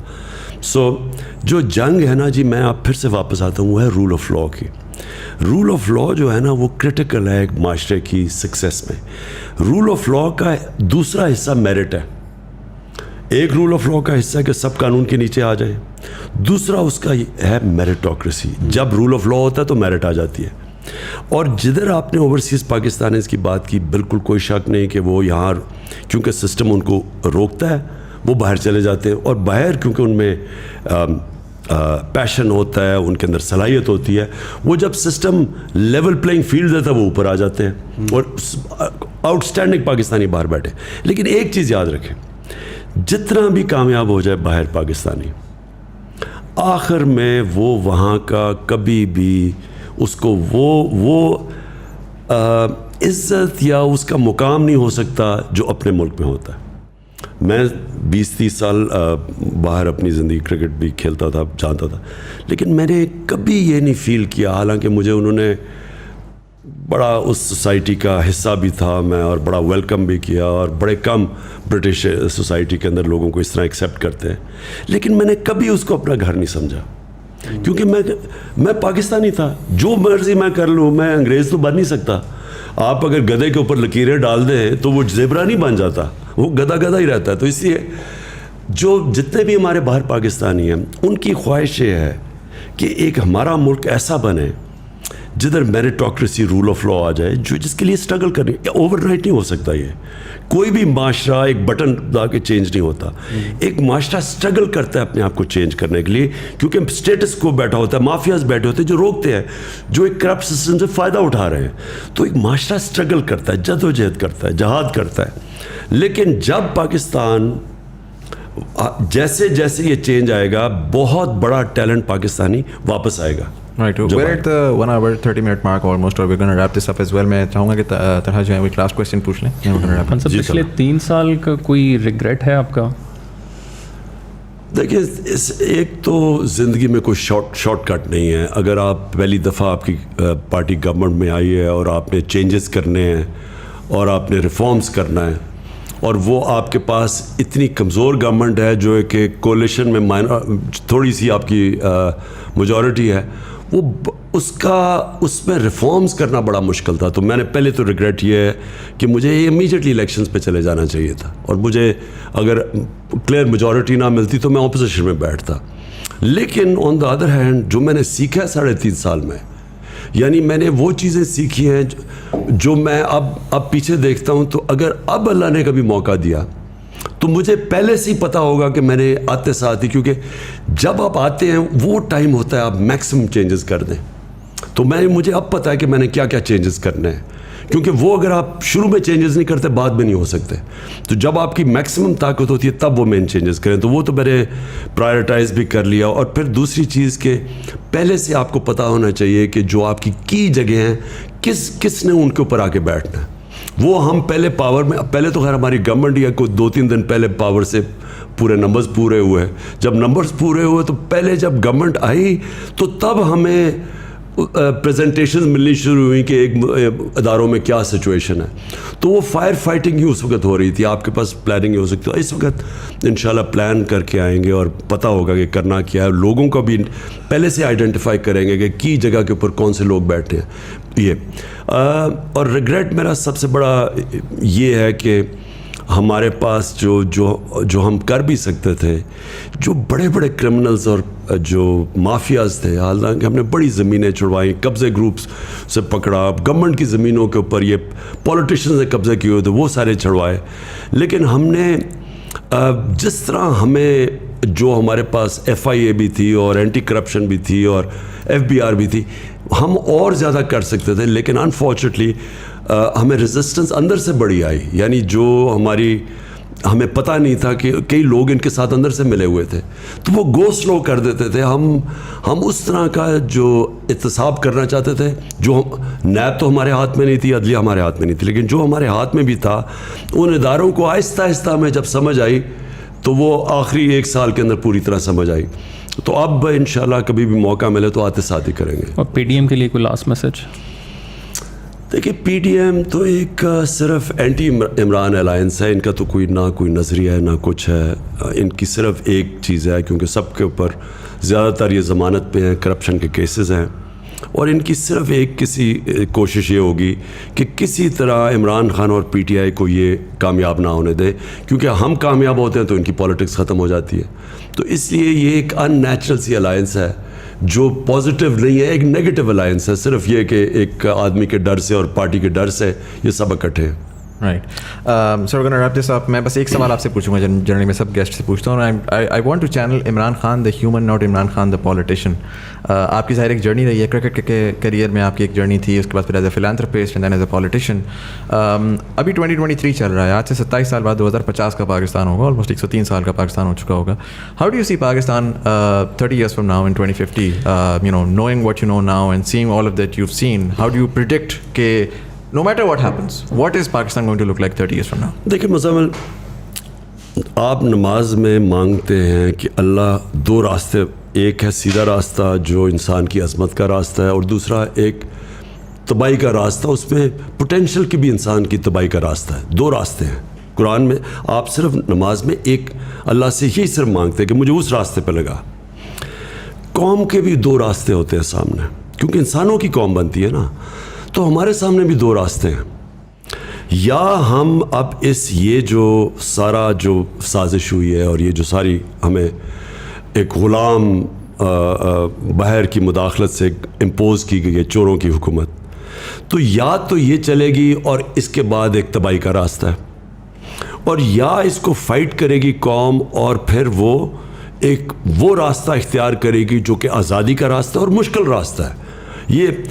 یہ جو غلامی کا راستہ ہے یہ لگتا آسان ہے, اٹریکٹیو لگتا ہے کہ جی آپ کو پیسے بھی مل جائیں گے, تھوڑی ایڈ بھی مل جائے گی, آپ کو لائف سپورٹ مشین میں بھی تھوڑی چیز پمپ ہو جائے گی کہ آپ آگے چلتے جائیں, پھر تھوڑی دیر کے بعد آپ بھیک مانگیں. ذلت کا راستہ ہے. دوسرا ہے خودداری کا اور آزادی کا راستہ, اور وہ ہے لا الہ الا اللہ کا راستہ. جو لا الہ الا اللہ ہے نا جی, یہ پورا ایک فلسفہ ہے, یہ آئیڈیالوجی ہے کہ سوائے اللہ کے کسی کے سامنے نہیں جھکنا. ایک غیرت کا راستہ ہے, خودداری کا راستہ ہے, اور انسان کی عظمت کا راستہ ہے. کیونکہ پھر انسان جب اپنے پیر پہ کھڑا ہوتا ہے اور اللہ پہ رلائے کرتا ہے, ہمیشہ وہ قوم اوپر جاتی ہے. جو مدینہ کی ریاست تھی, وہ کیوں اللہ ہمیں کہتا ہے کہ نبی صلی اللہ علیہ وسلم کی سنت پہ چلو, اور وہ ان کی سنت تھی, کیونکہ اس کے اوپر دنیا کا ایک عظیم سویلائزیشن کھڑا ہوا تھا. وہ کیا کیسے 2 سپر پاورز تھی, تو کیا ان کو کبھی کہا کہ ہمارے نبی صلی اللہ علیہ وسلم نے کہ کسی سے ایڈ لے کے جاؤ کہ جی پیسے مانگو, بلکہ انہوں نے ان کو اناؤنس کیا کہ میں اللہ کا پیغام لے کے آیا ہوں, اگر فالو کرو گے تو آپ کی بہتری کے لیے. 10-12 سال کے اندر وہ دونوں گھٹنے ٹیک گئے ان کے سامنے. یہ تاریخ کا حصہ ہے. تو وہ پرنسپلز انہوں نے سیٹ کیے تھے, جس کا مین پرنسپل لا الہ الا اللہ ہے, کہ انسان اللہ کے سامنے کسی کے سامنے اس کے علاوہ نہیں جھکتا. یہ جو اس وقت ہمارے پاس فیز ہے, ہمارے پاس بھی اب 2 راستے ہیں. ایک ہے غلامی کا اور ذلت کا راستہ, ایک ہے آزادی کا راستہ اور جدوجہد کا راستہ ہے. مشکل راستہ ہے, لیکن وہ اس ملک کی عظمت کا راستہ ہے. تو آپ نے جب میرے سے پوچھا نا پاکستان کدھر جائے گا, ہمارے اوپر چوائسز چھوڑ دیتا ہے اللہ. ہر وقت ہمارے پاس کیوں 5 وقت نماز پڑھتے ہیں, ہر روز ہمیں چوائس کرنی پڑتی ہے 2 راستوں کے بیچ میں. کوئی تیسرا راستہ نہیں ہے, نیوٹرل کوئی راستہ نہیں ہے, یا یہ راستہ ہے یا وہ راستہ ہے. تو مجھے ویسے اگر آپ میرے سے میری انسٹنکٹ کو پوچھیں, میری انسٹنکٹ یہ ہے کہ یہ قوم اب وہ اس راستے پہ جانے لگی ہے جو ہمیں 70 سال پہلے نکل جانا چاہیے تھا. وہ ہماری عظمت کا راستہ ہے. Sir, thank you so much for being part of the show and for all of the guests, Thank you. co-hosts as well. Thank you, جی. جو لوگ دیکھ رہے ہیں, thank you so much for watching. بڑے turbulent times آنے والے ہیں. I hope اپنا خیال رکھ سکیں آپ سب لوگ, and we'll see you in